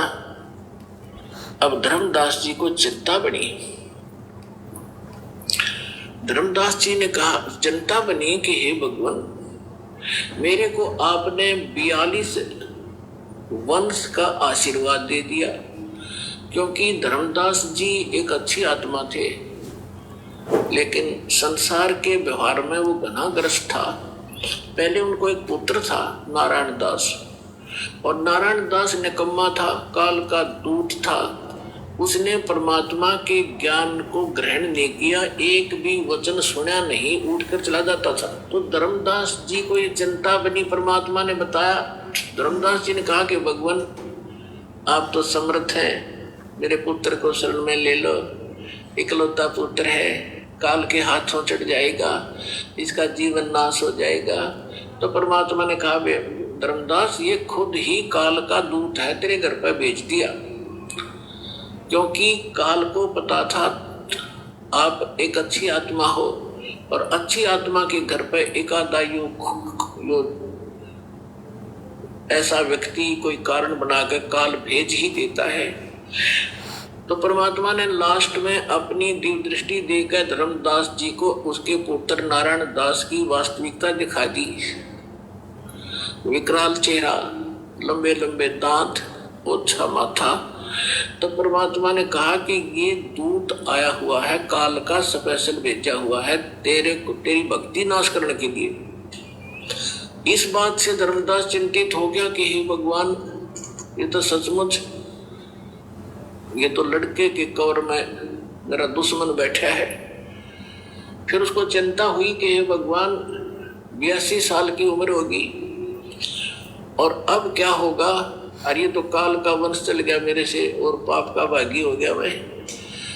तो परमात्मा ने कहा कि ऐसे व्यक्ति का वंश नहीं चला करता। तो परमात्मा बोले, जी इसका नहीं चलेगा तो मेरा भी वंश नाश हो गया। हे भगवान, अब क्या होगा, मेरा क्या होगा, मेरा वंश कैसे चलेगा। तो परमेश्वर ने कहा कि तू चिंता ना करे, तेरे को 42 पीढ़ी दे दी मैंने, तेरा 42 पीढ़ी तक वंश चलेगा। वंश चलेगा। तब धर्मदास जी कहने लगे इस काल का वंश चलेगा भगवान, इससे अच्छा तो ना चले। यो एक लोग परमात्मा बोले नहीं, मैं और तेरे को एक पुत्र दूंगा, उससे तेरे 42 पीढ़ी वंश चलेगा। ये अब इन्होंने गलत व्याख्या कर रखी है कबीर पंथी, जो दामा खेड़ा वालों ने एक भ्रमणा फैला रखी है कि जो दामा खेड़ा की गद्दी से नाम लेगा उसका ही मोक्ष होगा। कबीर साहब ने 42 पीढ़ी को आशीर्वाद दे रखा, 42 पीढ़ी को नाम देने का आशीर्वाद भी दे रखा। धर्मदास की चिंता मिटाने के लिए ये कहा था कि तेरे को 42 पीढ़ी का वंश दे दिया, तेरा वंश चलेगा और मोक्ष उसका होगा जो सत भक्ति करेगा, पूरे संत जो मेरे अधिकारी संत से लेगा। तो फिर उसको 10 महीने के बाद एक चूड़ामणि उर्फ मुक्तामणि नाम का एक पुत्र उसकी पत्नी से जन्म हुआ परमात्मा के आशीर्वाद से। उनसे फिर उनकी ये 42 वंश चले। फिर धर्मदास जी को चिंता हुई, परमात्मा ने कहा कि अपने वंशजों को भी ये मूल ज्ञान नहीं बताना, मूल मंत्र नहीं बताना, सार नाम नहीं देना। अब धर्मदास जी ने फिर कलेजा पकड़ लिया और बैठ गया चिंता करके। परमात्मा बोले क्या बात होगी भक्त? कहने लगे भक्त क्या बताऊं गुरु जी, क्या बताऊं भगवान, आपने तो ऐसी प्रतिज्ञा करा दी कि मेरे वंशजों को भी नाम नहीं देना, सार नाम नहीं देना, सार नाम भी मुक्ति नहीं हो सकते, सतनाम भी नहीं बताना। आप कह रहे हो कि पहला मंत्र देना है, इनका मुक्ति क्यों करोगी भगवान है? तब परमात्मा, लाला जी था वो सेठ धर्मदास जी, बनिए के घर जन्म था उसका, वैश्य था। अब टोटे नफे को गणासी कर समझा था वो, तो उसको चिंता बन गई, मैं भगवान वश तो दे दिया आपने, इनका पूरी पार क्यों करोगे? तब परमात्मा ने कहा कि तू चिंता ना करे। जब कलयुग के अंदर आगे चल के धर्मदास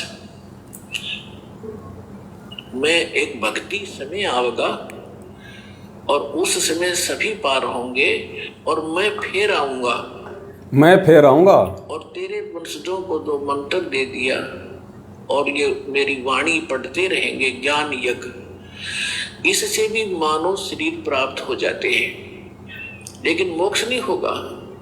तो आप ये प्रथम मंत्र अपने वंशजों को, तेरे वंशजों को प्रथम मंत्र देंगे और ये वाणी मेरी वाणी का पाठ करते रहेंगे, इससे इनको मानव शरीर प्राप्त होते रहेंगे। तो धर्मदास जी ने कहा जी फिर मानव शरीर का क्या बनेगा?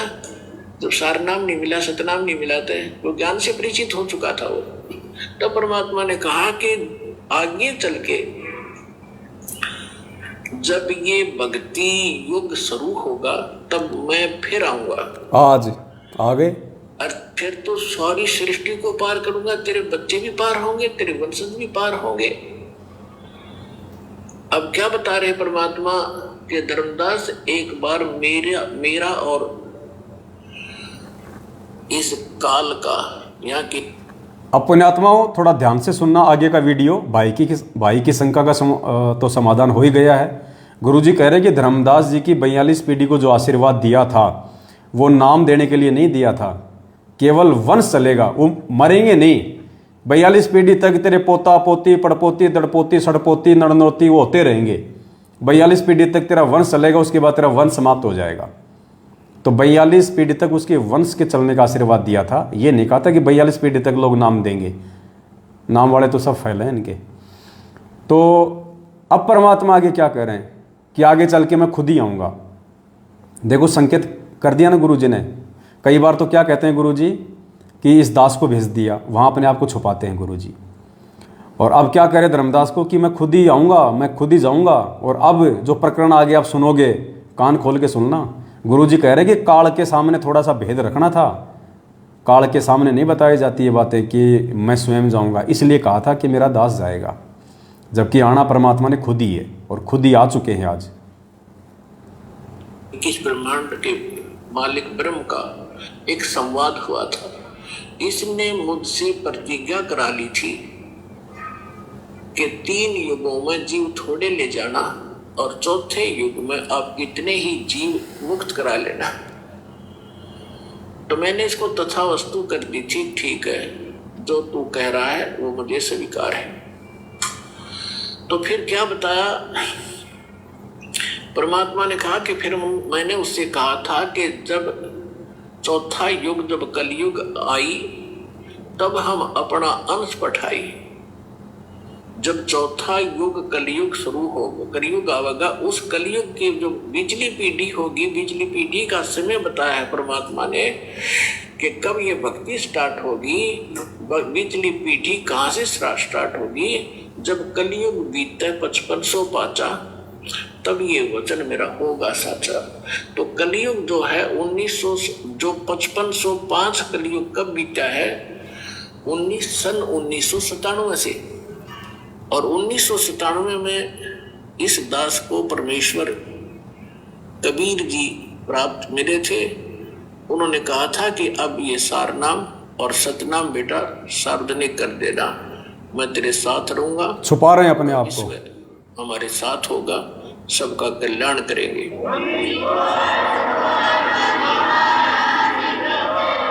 तो परमात्मा ने धर्मदास जी से कहा था कि धर्मदास के काल से मेरी वार्ता हुई थी, तब मैंने काल से कहा था कि विनती तोर मान में लीनी, कि जो तूने विनती की है काल के 3 युगों में जीव ना ले जाना, चौथे युग में 3 युगों में थोड़े जीव ले जाना, चौथा युग जब कलयुग आवे तब शरण जीव बहु जावे, ऐसा वचन हर मोह दीजे, तब गवन संसार ही कीजे। तब परमात्मा ने कहा था विनती तोर लीन में मानी, अब सुनना, मोह को ठगे काल अभिमानी। फिर परमात्मा ने कहा कि चौथा युग जब कलयुग आई तब हम अपना अंश पठाई। जब चौथा युग कलयुग आवेगा तब हम अपना अंश अपनी प्यारी आत्मा को भेजूंगा। अब उसको ये कहे कि मैं आऊंगा या ऐसे आऊंगा तो वो काल नहीं समझ पावा था। इसलिए परमात्मा कहते हैं सो छल छिद्र मैं करूं अपने जन के काज। तो क्या बताया था कि चौथा युग जब कलयुग आई तब हम अपना अंश पठाई। केवल परमात्मा ने काल को धोखा देने के लिए कि चौथा युग जब कलयुग आई तब हम अपना अंश पठाई। और फिर गुरु जी क्या करें, अगर काल को ये कहे कि मैं खुद ही जाऊंगा तो परमात्मा कहते हैं मालिक अपने आप को छुपाते हैं, सोचल छिद्र मैं करूं अपने जन के काज। तो पुण्यात्माओं, ये कबीर परमेश्वर आज इस पृथ्वी पे साक्षात सतगुरु रामपाल जी भगवान के चोले में प्रकट है। अच्छी आत्माओं ने तो जान लिया है, पहचान लिया है, बाकी मूर्खों की हम कह नहीं सकते। अब देखो आपको एक छोटा सा सत्संग सुनाते हैं गुरु जी का 1 मिनट का। देखो ये संकेत हैं, हमने संकेत ही समझने पड़ेंगे। परमात्मा संकेत ही करेगा क्योंकि परमेश्वर भी एग्रीमेंट में बंधे हुए हैं। काल भगवान के साथ परमेश्वर का एग्रीमेंट है। परमात्मा खुल के नहीं कहेगा कि मैं कबीर हूं, मैं कबीर हूं। अगर परमात्मा आज स्वयं अपने आप को परमात्मा कह दे, सतगुरु रामपाल जी भगवान यदि 1994 से ये कहते कि मैं हूं वो कबीर परमात्मा जो 650 साल पहले आया था, और भाई आज मैं फिर से आ गया हूं पूरी दुनिया को ज्ञान और नाम देने के लिए, मैं हूं कबीर परमात्मा, तो पुण्यात्मा विचार करो कबीर जी का ठेका लेके कितने संत महंत बैठे हैं यहाँ पे हिंदुस्तान में। सैकड़ों की संख्या में लोगों ने कबीर आश्रम खोल रखे हैं। धर्मदास की जो गद्दी वाले उन्होंने ठेका ले रखा है कि कबीर जी तो हमारे हैं, हम हैं उनके उत्तराधिकारी। अगर गुरु जी कह दें कि मैं कबीर हूं तो पुण्यात्माओं गुरु जी के ऊपर सैकड़ों मुकदमे गुरु जी के ऊपर डाल दिए गए होते आज तक कि ये अपने आप को कबीर कहता है, ये कबीर कहता है। सैकड़ों मुकदमे। तो सोचो पुण्यात्माओं, परमात्मा उन सैकड़ों मुकदमों की तारीखें भुगतते या हमारे लिए आश्रम में बैठ के सत्संग करते। ये भी एक कारण है जिस कारण परमात्मा अपने आप को कबीर होते हुए भी छुपाता है और फिर आप और हमारे जैसे भक्तों की सेवा लगा देता है परमात्मा ज्ञान आधार से, सत्संगों से निष्कर्ष निकाल के समझाने की कि असल में वो कबीर परमेश्वर कौन है। अब क्या कह रहे हैं परमात्मा, इस सत्संग को ध्यान से सुनो पुण्यात्माओं। एक बार आप ये सत्संग सुनिए, फिर दास आपको बताएगा। क्योंकि वहां देखो विकार सभी में है। 21 ब्रह्मांड में कोई भी प्राणी विकार रहित नहीं है, चाहे को कितनी बात बनावे। क्या कह रहे हैं गुरुजी? अगर आपने गौर से सुना हो तो गुरुजी क्या कह रहे हैं? 21 ब्रह्मांड में कोई भी ऐसा प्राणी नहीं है जो विकार रहित हो, यानी विकार सबके अंदर हैं। अगर हम गुरुजी को एक प्राणी मान के चलें, कबीर जी का भेजा हुआ दास मान के चलें, हम गुरुजी को मानुष मान के चलें, जैसा कि सतलोक आश्रम मैनेजमेंट हरियाणा मानता है, गुरुदेव का कलयुगी परिवार उनको मानुष मानता है, आम व्यक्ति मानता है, आम संत मानता है, उनको माँ के गर्भ से जन्म लेके आया हुआ मानता है मैनेजमेंट, गुरुजी का परिवार। तो सत्संग में क्या कह रहे हैं गुरुजी कि पुण्यात्माओं, 21 ब्रह्मांड में कोई भी प्राणी, ये प्राणी शब्द ध्यान रखना, गुरुदेव कह रहे हैं कि 21 ब्रह्मांड में कोई भी प्राणी विकार रहित नहीं है, यानी सबके अंदर विकार है, जितने भी प्राणी 21 ब्रह्मांड में है। अगर गुरुजी भी यदि एक प्राणी हैं तो गुरुजी भी विकार युक्त हुए, अगर गुरुजी भी यदि एक प्राणी हैं तो गुरुजी भी विकार युक्त हुए, क्योंकि स्वयं कह रहे हैं कि 21 ब्रह्मांड में कोई भी प्राणी विकार रहित नहीं है, अर्थात सबके अंदर विकार हैं। अगर गुरुजी को भी यदि हम एक प्राणी मान के चलें, मानुष मान के चलें, माँ के गर्भ से जन्म लिया हुआ एक यदि प्राणी मान के चलें मैनेजमेंट की तरह, तो गुरुजी भी विकार युक्त हुए। अब बताइए, जो खुद विकार युक्त है वो दूसरे का कहां से मोक्ष करवा देगा? बता दीजिए। इसलिए ये परमेश्वर अपने आप को छुपाता है, अपने आप को हमारी श्रेणी में रख के कहता है, अपने आप को काल भगवान से छुपाते हुए और अपने आप को आप और हमारी श्रेणी में शामिल करते हुए, जीव संज्ञा में शामिल करते हुए, ताकि हम परमेश्वर की पहचान ज्ञान से करें, उनके उन शब्दों से पहचान ना करें जो गुरुजी कहते हैं कि हम तो 2 कोटि के जीव हैं, हम सब 650 साल पहले फैल हो गए थे, हम सारे के सारे परमात्मा के दोषी हैं। परमात्मा हमें समझाने के लिए हमारे जैसे बन के परमात्मा सत्संग करते हैं और हम उनको अपने जैसा ही समझ लेते हैं, मूर्खता के चलते।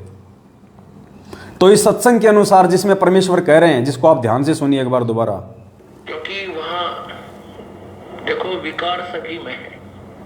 21 ब्रह्मांड में कोई भी प्राणी विकार रहित नहीं है, चाहे को कितनी बात बढ़ावे। गुरुजी भी अगर एक प्राणी हैं तो गुरुजी भी विकार युक्त हो गए।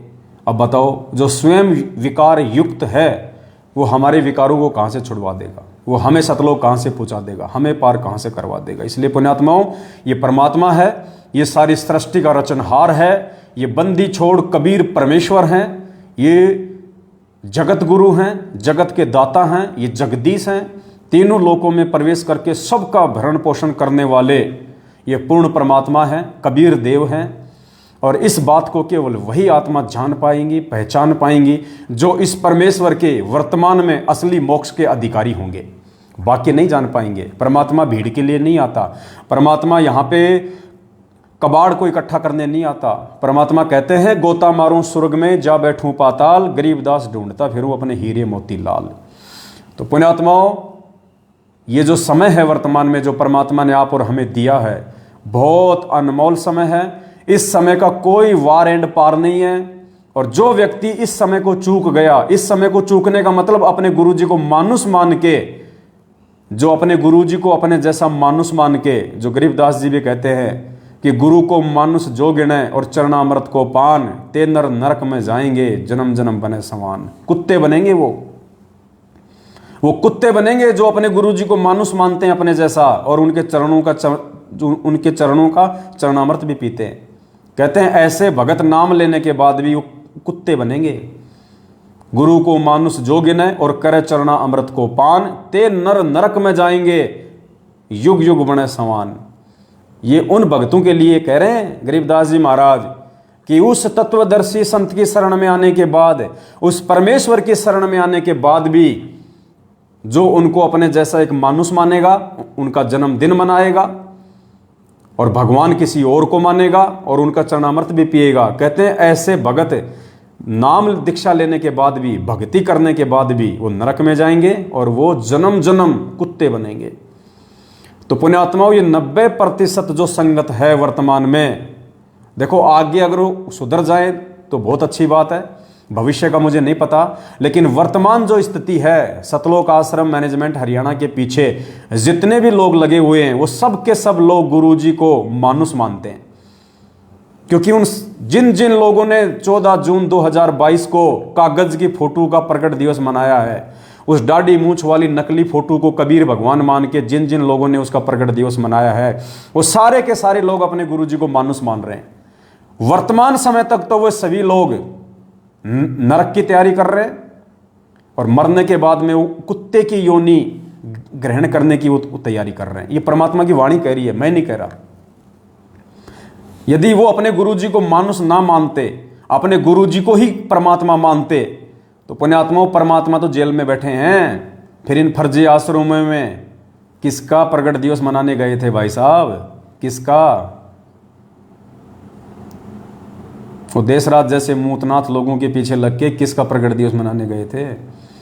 संजीव हुड्डा स्टेट कोऑर्डिनेटर उत्तर प्रदेश, भक्तों को रंडी के बीज की गालियां देने वाले लोगों के पीछे चल के शामली आश्रम में, धुरी आश्रम में, मुंडका आश्रम में, सिंहपुरा आश्रम में, भिवानी आश्रम में, जींद आश्रम में, बैतूल आश्रम में, इंदौर आश्रम में, सोजत आश्रम में, जितने भी ये पत्थर के खंडर खड़े कर रखे हैं फर्जी आश्रम, कौन से बाप का प्रकट दिवस मनाने गए थे? तुम्हारे भी 2-2 बाप हैं क्या? अरे भक्तों, 2-2 बाप बना लिए तुमने हैं? 8 सितंबर को तो सतगुरु रामपाल जी को बाप बना लेते हो, जून के महीने में उस कागज की फोटो को अपना बाप बना लेते हो। बताओ ये व्यभिचारणी भक्ति क्यों कर रहे हो भाई? अरे आत्मा एक है, उसका परमात्मा भी एक ही है। आत्मा एक है, उसका परमात्मा भी एक ही है। एक आत्मा के 2 पति नहीं हो सकते, और जिस आत्मा के 2 पति होंगे वो व्यभिचारणी होती है, वैश्या कहते हैं उसको, वैश्या, वैश्या। तो अभी तक तो आप जितने भी लोग हो जिन्होंने 14 जून को कागज की फोटो का प्रकट दिवस भले आश्रमों में मनाया हो या अपने अपने घरों पे मनाया हो, फिलहाल आप सभी लोग व्यभिचारणी भक्ति कर रहे हैं। गीता जी के अनुसार आप एक परमात्मा को अभी जान भी नहीं पाए, पहचान भी नहीं पाए कि एक परमात्मा कौन है। और परमात्मा कहते हैं जब तक आप एक परमेश्वर की पहचान नहीं कर लोगे कि गुरु गोविंद 2 नहीं भाई, जो 2 समझेगा वो 2 जग में जाएगा, वो तो नरक में जाएगा। तो पुण्यात्मा, उस एक परमपिता परमेश्वर की पहचान, उस असली कबीर परमेश्वर की पहचान, उस जिंदा कबीर परमेश्वर की पहचान सत सेवकों ने की है, साध संगति से जुड़े हुए भाई बहनों ने की है कि वो असली जिंदा कबीर वर्तमान में धरती पे सतगुरु रामपाल जी भगवान है। हम और किसी कागज की फोटो का प्रकट दिवस नहीं मनाएंगे हमारे भगवान के रहते सहते धरती पे। हम नकली कागज की दाढ़ी मूंछ वाली फोटो को कबीर भगवान मान के उसका प्रकट दिवस नहीं मनाएंगे। हमारे असली कबीर का असली प्रकट दिवस तो 8 सितंबर को आएगा, 8 सितंबर, क्योंकि हमारे पूज्य गुरुदेव सतगुरु रामपाल जी भगवान कबीर परमेश्वर 8 सितंबर 1951 के दिन धरती पे अतिथि रूप में प्रकट हुए हैं। 8 सितंबर 1951 को प्रकट हुआ असली कबीर इस कलयुग की पिछली पीढ़ी का। तुम तो प्रथम पीढ़ी वाले कबीर का भी नहीं मना रहे, क्योंकि वो जो फोटो तुम्हारे पास में है दाढ़ी मूंछ वाली, वो तो उस कबीर भगवान की उस समय की जिस रूप में वो आए थे 650 साल पहले, वो तो उनकी असली फोटो भी नहीं है। कहाँ थे उस समय कैमरे? कहाँ थे उस समय मोबाइल? किसने उनकी फोटो खींची थी? ये हाथ से बनाई हुई फोटो हैं, आगे चल के लोगों ने इनमें रंग डाल दिए। तुम तो उस 650 साल पहले भगवान जिस रूप में आया था, तुम तो उसकी भी असली फोटो को नहीं मान रहे। नरक में जाने की तैयारी क्यों कर रहे हो मेरे भाई बहनों? अपनी बुद्धि को खोलो, विचार करो, तुम अध्यात्म में कहाँ खड़े हो। संत रामपाल जी भगवान से तत्व ज्ञान लेने के बाद, ऐसे परम पुरुष की शरण में आने के बाद भी तुम कहाँ धक्के खा रहे हो, कहाँ भटक रहे हो?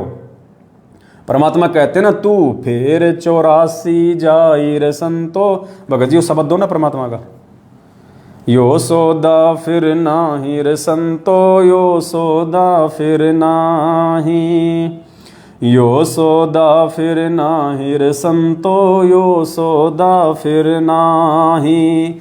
लोहे जैसा ताव जात है, लोहे जैसा ताव जात है, काया दे सराहिर संतो, यो सोदा फिर नाही, यो सोदा फिर नाहिर संतो, यो सोदा फिर।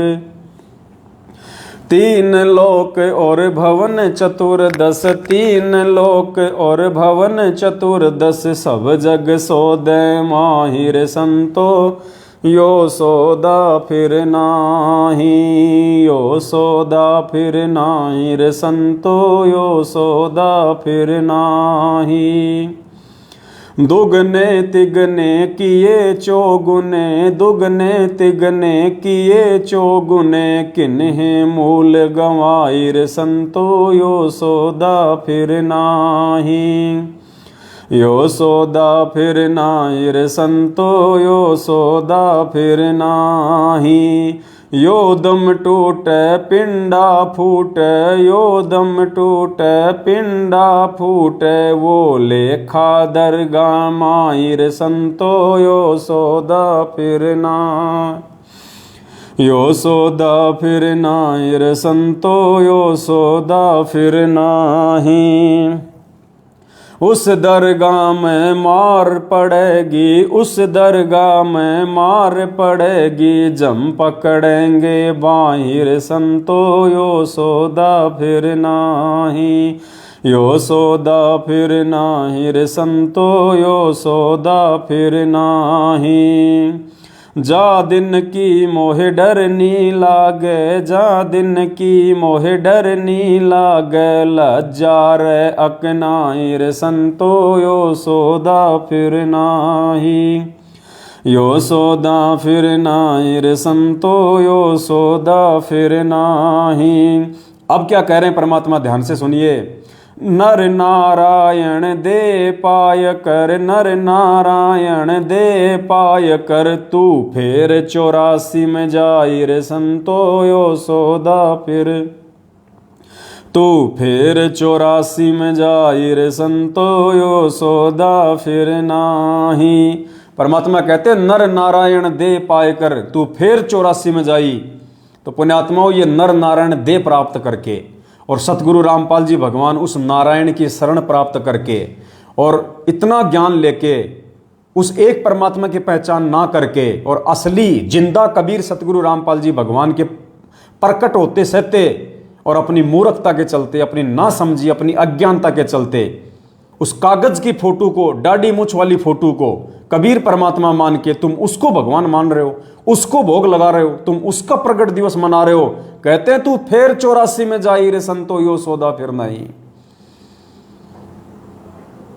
तो पुण्यात्मा उदास की प्रार्थना है सभी भाई बहनों से, बाद में रोगे लेकिन ये समय वापस मुड़ के नहीं आएगा, ये समय वापस मुड़ के नहीं आएगा।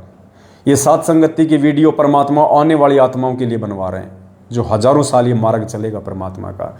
जब तक गुरुदेव के सत्संग चलेंगे, जब तक ये साइंस चलेगी, ये यूट्यूब चलेगा, तब तक ये सात संगति के वीडियो चलेंगे, ये शंका समाधान के वीडियो चलेंगे। क्योंकि माँ के पेट से जन्म लेते ही आदमी इस ज्ञान को नहीं समझ लेगा।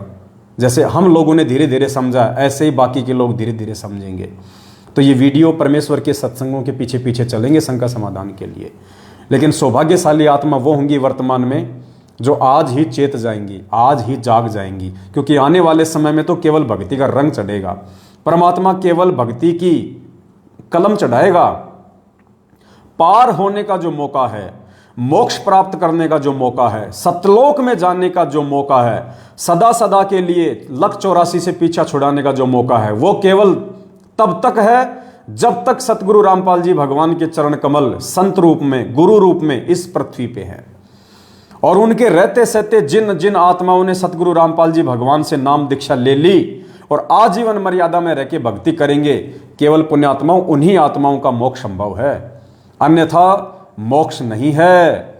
गुरुदेव के जाने के बाद केवल भक्ति का रंग चढ़ेगा, केवल भक्ति की कलम चढ़ेगी, नई आत्माओं में भक्ति का बीज डलेगा, पार नहीं होंगे।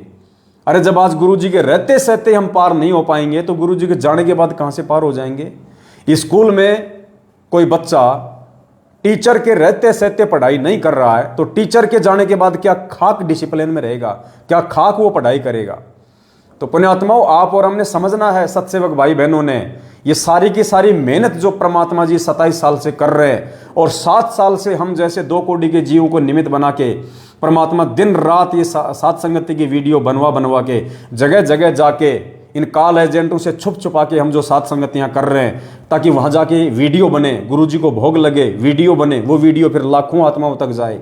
ये मेहनत सिर्फ और सिर्फ परमात्मा आप और हम जैसे हीरे मोती लालों के लिए करवा रहा है। आप और हम जैसी परमात्मा की विशेष आत्माओं के लिए, पुण्यात्माओं, ये मेहनत हो रही है इतनी। आज गुरुदेव जो हिसार जेल में बैठे हैं ना, ये देश राज जैसे मुंह में मूतने वाले लोगों के लिए नहीं कर रहा परमात्मा। संजीव हुड्डा जैसे लोगों के लिए, जो भक्तों को रंडी का बीज बोलते हैं, गालियां निकालते हैं स्टेट कोऑर्डिनेटर होने के बाद भी, ऐसे लोगों के लिए परमात्मा मेहनत नहीं कर रहा। परमात्मा जो ये दुख उठा रहा, आज जो ये हिसार जेल में बैठ के जो कष्ट उठा रहे हैं, ये कष्ट वो परमेश्वर आप और हमारे जैसे भक्तों के लिए उठा रहे हैं कि मेरे ये बच्चे हैं जो मेरे ज्ञान पे चल रहे हैं, मेरे वचन पे चल रहे हैं। इनकी गर्दन कट सकती है लेकिन मेरे बच्चे मेरे वचन से पीछे नहीं हट सकते। ये सीता की तरह नहीं है जो राम के कहने के बाद भी लक्ष्मण रेखा को लांघ जाएगी। ये मेरे वो सपूत हैं, ये मेरे वो सतसेवक बच्चे हैं, ये मेरे वो हंस हैं पिछली पीढ़ी के, जिनके लिए मैं चारों युगों से यहाँ पे दुख उठा रहा हूँ, परेशानियाँ उठा रहा हूँ, बार बार इस गंदे लोक में आता हूँ मैं। तो पुण्यात्माओं, परमात्मा ने यदि आप और हम जैसे 2 कोटि के जीवों पे इतना बड़ा विश्वास किया है, तो पुण्यात्माओं दृढ़ संकल्प कर लो कि हे परमपिता परमात्मा सतगुरु रामपाल जी भगवान, चाहे आपके दास और दासियों की चाहे गर्दन धड़ से अलग हो जाए परमात्मा, हम समय आने पे आग में कूदने से भी पीछे नहीं हटेंगे, हम जहर पीने से भी पीछे नहीं हटेंगे, हम 100 मंजिल की बिल्डिंग से आंख बंद करके आपके नाम के ऊपर विश्वास करके छलांग मारने से भी पीछे नहीं हटेंगे परमेश्वर। बस आप अपना आशीर्वाद हम 2 कोटि के जीवों पे बनाए रखना परमात्मा, हमें आप जी भ्रमित ना होने देना परमात्मा। हम अपनी तरफ से पूरी कोशिश करेंगे, लेकिन मालिक बिना आपके आशीर्वाद के, बिना आपकी विशेष मेहर के परमात्मा हम भी भक्ति मार्ग पे नहीं चल पाएंगे। तो पुण्यात्माओं, हमने भी परमात्मा को दृढ़ विश्वास दिलाना है। अगर परमात्मा ने हमारे ऊपर दृढ़ विश्वास किया है, तो हमने भी अपने पूज्य गुरुदेव जी के दृढ़ विश्वास दिलाना है। हमने 650 साल पहले की तरह इस कबीर भगवान को दुखी नहीं करना। जैसे 650 साल पहले मगर में वीर सिंह बघेल और बिजली खान पठान दोनों सेना लेके आमने सामने खड़े हो गए थे, मरने मारने के लिए खड़े हो गए थे कि एक बार ये कबीर जी यहाँ से शरीर छोड़ के चला जाए, फिर देखते हैं इनकी बॉडी को कौन लेगा। तो पुण्यात्माओं, आज भूमिका तो काल ने वही बना दी। एक तरफ तो ये सतलोक आश्रम मैनेजमेंट हरियाणा को ये बिजली खान पठान बना के खड़ा कर दिया, और दूसरी तरफ वो चाह रहा था कि ये जो सतसेवक हैं ये वीर सिंह बघेल बन जाए, लेकिन काल भगवान की चाल सफल नहीं हो पाई। हम वीर सिंह बघेल नहीं बन पाए। हम तो परमात्मा के हंस बन के ही रहेंगे, हम तो परमात्मा के बच्चे बन के रहेंगे, परमात्मा के हीरे मोतीलाल बन के रहेंगे। हम वो गलती नहीं करेंगे जो गलती 650 साल पहले वीर सिंह बघेल कर गया गुरु को मानुष मान के, जो गलती बिजली खान पठान कर गया गुरु को मानुष मान के, जो गलती 64 लाख शिष्य कर गए, नानक जैसे कर गए, मीरा जैसी कर गए, धन्ना जैसे कर गए, अर्जुन सरजुन जैसे कर गए, वो गलती अब हम नहीं करेंगे, क्योंकि पिछली पीढ़ी है। और भगवान ने यदि हमारे ऊपर विश्वास करके अनमोल इतना ज्ञान दिया, ठोक के, चारों वेद, 6 शास्त्र, 18 पुराण, गीता जी, महाभारत, कुरान पुराण सब कुछ परमात्मा ने पढ़ा दिया है। अक्षर ज्ञान दिया भगवान ने, पिछली पीढ़ी में मानव जन्म दिया, आशीर्वाद दिया, अपना तत्व ज्ञान दिया। तो पुण्यात्माओं, अब भी यदि हम गोबर खाएंगे, गोबर खाने का मतलब मैनेजमेंट के पीछे लग के राजनीति करेंगे, देह दान करेंगे, रक्त दान करेंगे, इन कुपात्रों को ज्योति दान और पाठ का पैसा देंगे, इनके कहने पे गुंडों की सीबीआई जांच करवाएंगे, इनके कहने पे इन फर्जी आश्रमों में जाएंगे और ये कुत्ता लड़ाई में शामिल होंगे, तो फिर हम भाई हम गोबर खा रहे हैं। फिर हम परमात्मा का सत्संग रूपी वो अमृत दूध का पान नहीं कर रहे, हम इन फर्जी लोगों के पीछे लग के गोबर खा रहे हैं। तो पुण्यात्माओं, गोबर खाने वालों को गोबर मुबारक, और हम जैसे भाई बहनों को परमात्मा का अमृत ज्ञान मुबारक। तो दया परमपिता परमात्मा की। पुण्यात्माओं, भगवान प्रसन्न करना है अब की बार। वो एक गाना आता था ना पहले हिंदी फिल्मों में, मैंने यार मनाना नहीं, मैनू यार मनाना नहीं, चाहे लोग बोलियां बोले। तो बताओ, वो 2 कोड़ी के वो फिल्मकार एक गाना बनाते हैं कि मैनू यार मनाना चाहे लोग बोलियां बोले, दुनिया चाहे कुछ भी कहे, मैंने तो मेरे यार को मैंने प्रसन्न रखना है। तो हमारा यार सतगुरु रामपाल जी भगवान है। यार यानी परमपिता परमात्मा, वो पति, वो स्वामी। तो हमने तो अपना गुरु मनाना नहीं, चाहे संगत भेड़ चाल में चाले, हमने तो अपना गुरु मनाना नहीं, चाहे संगत भेड़ चाल में चाले। तो संगत मर रही है तो मरने दो, समझाना हमारा फर्ज है, और समझेगा वही, सब लोग नहीं समझ सकते। पुण्यात्माओं, मालिक कहते हैं पिछले जन्म से होत है पूर्ण हंस मुराद। ये हर किसी के समझ में नहीं आ सकती ये बात। जब गुरु का सत्संग समझ में नहीं आ रहा 90% संगत को, तो पवन दास की वीडियो कहां से समझ में आ जाएंगे। तो ये समझ लीजिए परमात्मा ने उस गंदगी को रिजेक्ट कर दिया है। और पुण्यात्मा सौभाग्य क्या, डबल सौभाग्य, अहो भाग्य, परम भाग्य, जो परमात्मा ने आप और हम जैसे 2 कोड़ी के सत्सेवकों को ये ज्ञान समझा दिया। परमात्मा ने अपनी पहचान करवा दी कि बेटा असली कबीर मैं हूं, वो दाढ़ी मूंछ वाली फोटो कबीर नहीं है, असली कबीर मैं हूं। तो परमात्मा ने समझा दिया हमारे को। तो पुण्यात्माओं अब भी यदि हम पीछे हटेंगे, देखो आने वाले समय में हो सकता है पुण्यात्माओं हमारी वो परीक्षा होगी, परमात्मा हमारे विश्वास की परीक्षा लेगा, हमारी दृढ़ता की परीक्षा लेगा कि वास्तव में मेरे बच्चे ने मुझे बाप माना कि नहीं माना, मुझे वास्तव में कबीर माना कि नहीं माना, या फालतू में 8 सितंबर को मेरा प्रकट दिवस मना रहे हैं। पुण्यात्माओं कहे कबीर सुनो भाई साधो मैं तो हूं विश्वास में, आने वाले समय में ये दुनिया ऐसे गुरु जी को भगवान नहीं मानेगी। पुण्यात्माओं कहते हैं भगत के वश में है भगवान, और भगतों से ही परमात्मा अपनी पहचान करवाएगा। हो सकता है आने वाले समय में अपने पूज्य गुरुदेव जी के ऊपर विश्वास करते हुए, उनको कबीर भगवान साबित करते हुए, क्या पता ऐसा समय आ सकता है हम सत्सेवक भाई बहनों को आग में कूदना पड़ सकता है, हम भाई बहनों को जहर की बोतल पीनी पड़ सकती है, हम भाई बहनों ने फांसी के ऊपर लटकने के लिए भी जो है वो तैयार होना पड़ सकता है। लेकिन सिर पे आशीर्वाद सतगुरु रामपाल जी भगवान का रहेगा अपनी प्रत्येक आत्मा पे। बाढ़ बाका नहीं हो सकता, बाढ़ बाका। परमात्मा कहते हैं सिर के साटे हरी मिले तो भी सस्ता जान, और गुरु जी कहते हैं जो अपने गुरु भगवान को शीश देने के लिए तैयार हो जाता ना, फिर परमात्मा उसका शीश लेता नहीं है। तो पुण्यात्माओं मालिक कहते हैं 1 करोड़ों शीश तूने दे दिए यमराजा की फेंट, फेंट यानी झटके से, धक्के से, धोखे से। ये काल भगवान अनंत युगों से गधा कुत्ता सुअर बना के, सैनिक बना के हमारे शीश कटवा रहा है। तो कहते हैं करोड़ों शीश तूने दे दिए यमराजा की फेंट, और 1 शीश दे के देख ले सतगुरु अपने की भेंट, यानी प्यार से तो 1 सिर अपने गुरुदेव को दे दे। अरे क्या पता कल को एक्सीडेंट हो जाए, कितने लोग मरते हैं गाड़ियों में, गर्दन कट जाती है, फालतू में मर गए ना। और जब वो समय आएगा गुरुजी कहेंगे बेटा कूद जा आग में, अरे गुरुदेव बोलने की जरूरत नहीं थी, मालिक आप तो इशारा कर देते कि बेटा जाओ।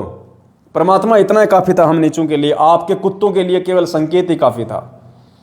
पुण्यात्मा इतने दृढ़ रहना हमारे को, अगर भगवान कह दे बेटा ये सामने जहर की बोतल है पी जा, हमने पानी समझ के पी लेना है कि बस प्यास बुझ गई, जैसे मीरा ने पी लिया था। अरे जो मीरा के जहर को अमृत बना देगा, आज तो धरती पे प्रकट है साक्षात, अपने असली रूप में धरती पे प्रकट है। गुरु का वचन साध की संगत अजर अमर घर पावे, कहे कबीर सुनो रे गोरख हम सबको तत्व लखावे। तो पुण्यात्माओं साध संगतियों से दृढ़ हो जाओ, दृढ़। परमात्मा कहते हैं जय तू चाले 1 कदम मैं चालू कदम 60, जय तू हो जा काठ का मैं हो जाऊं लोहे की लाठ। भगवान मिला हमें, कोई छोटा मोटा संत नहीं मिला, पूर्ण परमात्मा मिल गया अब की बार। अहो भाग्य, लाखों साल तक ऋषि मुनि अपना शरीर गाड़ के मर गए तपस्या कर करके, काल ने भी दर्शन नहीं दिए, और यहां साक्षात परमात्मा आके खड़ा हो गया फ्री में। तो पुण्यात्माओं फ्री की लूट तो लूट लेनी चाहिए आदमी को। फ्री की लूट में कौन पीछे रहता है, जब भगवान वाली लूट पड़ी हो तो दृढ़। जिस दिन गुरु जी का संकेत हो जाए, या जिस दिन वो समय आ जाए हमारे गुरु जी पे कोई उंगली उठे और ऐसा कोई मैदान, कोई खेल का कोई मांड दे और कह दे कि आ जाओ, कौन कौन है जिनको अपने गुरुओं पे विश्वास है, दिखाओ यहां पे। पर सबसे पहले संत रामपाल जी भगवान के सत्सेवक आगे होने चाहिए। हाँ भाई आ गए हैं बंदी छोड़ पे विश्वास करके, बोलो जी क्या काम है बताओ, कूदो, ये कूदे, ये ले। दुनिया देखिए यार ये तो ऐसे कैसे निकल गए आगे से, इनका तो बाल भी पाका नहीं हो रहा, इनका तो एक बाल भी नहीं जल रहा, और ये तो हंसते खेलते जा रहे हैं, इनको कोई टेंशन ही नहीं, ये इंसान है कोई दूसरे कोई प्लानेट से आए हुए प्राणी है। ऐसा होना चाहिए, डर नहीं होना बिल्कुल भी। आग क्या आग का बाप आ जाए सामने है, आग क्या आग का बाप आ जाए। अरे मुस्लिम धर्म में बहुत सारे ऐसे पैगंबर हुए, आपने सुलेमान का नाम सुना होगा। सुलेमान ऐसी परीक्षा थी उसकी आग में कूदने की, जलती हुई आग में कूदने की, वो पैगंबर था, आग में कूद गया अल्लाह पे विश्वास करके, परमात्मा पे विश्वास करके। जबकि आग उसको क्या कह रही थी, आग वो हवा, जब उसका आग में कूदने का समय आया ना तो हवा ने क्या कहा पता है, बोला तू मेरी शरण में आ जा, तू मेरी शरण में आ जा, मैं इस आग को अपनी तासीर से मैं इसको ठंडा कर दूंगी, तेरे को आंच भी नहीं आएगी। लेकिन सुलेमान ने कहा कि नहीं, मेरे अल्लाह का वचन है, मैं किसी और की शरण में नहीं आ सकता वरना मैं काफिर हो जाऊंगा। मैं दूसरे की शरण में जाने की सोच भी नहीं सकता। अगर मेरे अल्लाह का आदेश है, मेरे परमात्मा का आदेश है, तो मुझे मरना स्वीकार, मैं आगे में कूदूंगा, लेकिन दूसरे की शरण ग्रहण नहीं करूंगा। तो पुण्यात्मा, इसलिए परमात्मा कहते हैं 100 वर्ष सतगुरु की पूजा, एक दिन आन उपासी, वो अपराधी आत्मा फिर पड़े काल की फांसी। और इसीलिए परमात्मा कहते हैं, मालिक का वचन है ना, कौन सा शब्द है भगत जी? लागी का मार्ग और है, कोई देखो सत्संग करके। देना कहाँ है? लागी का मार्ग और है, कोई देखो सत्संग करके। ये 6 महीने में बीजेपी, 6 महीने में कांग्रेस करने वाले, ये मैनेजमेंट के इशारे पे अपना खून निकलवाने वाले, ये क्या आगे में कूदेंगे पुण्यात्मा? ये क्या जहर पिएंगे उस समय? इनका आज इनका अपना परिवार ही संभलने में नहीं आ रहा। आपस में इतना राग द्वेष, ईर्ष्या, लड़ाई झगड़े, मियाँ बीबी के बच्चों के साथ में आए दिन अकाल मौत मर रहे हैं। कोरोना में मर गए हजारों की संख्या में। भगवान ने एक छोटी सी बीमारी से इनको नहीं बचाया। इनके सारनामी सतनामी लोग हजारों की संख्या में कोरोना से तड़प तड़प के मर गए। सोचो, उस पूर्ण परमात्मा ने जब इनको छोटी सी एक बीमारी से, कोरोना वायरस से नहीं बचाया, अब उस समय परमात्मा क्या रक्षा करेगा इनका? जब वो आपत्तियों का समय आएगा आने वाले समय में, उस समय परमात्मा अपनी विशेष आत्माओं की रक्षा करता है। और विशेष आत्मा वो होती है जो गुरु जी के वचन पे चलती है। तो गुरु जी के वचन पे ये सत्सेवक चले भाई। ये सत्सेवक मैनेजमेंट की गालियां खा खा के तेरे मुंह में मूत दूंगा, रंडी का बीज, तेरी छोरी को कोठे पे बैठा दूंगा। अभी आपको ऑडियो सुनाई है ना, देशराज वर्ल्ड कोऑर्डिनेटर की और संजीव हुड्डा उत्तर प्रदेश के स्टेट कोऑर्डिनेटर की। ये तो एक नमूने हैं दो, ये दो तो केवल एक नमूने हैं। ऐसी ऐसी तो दास के पास में सैकड़ों ऑडियो पड़ी हैं इनके बड़े बड़े महापुरुषों की मां बहन की गालियां निकालते हुए। ये तो खाली एक 2 नमूने छोटे छोटे। तो चलो, शब्द फिर कभी परमात्मा दया बख्शेंगे, कभी साथ संगति में बैठेंगे, तब परमात्मा शब्द की दया करेंगे।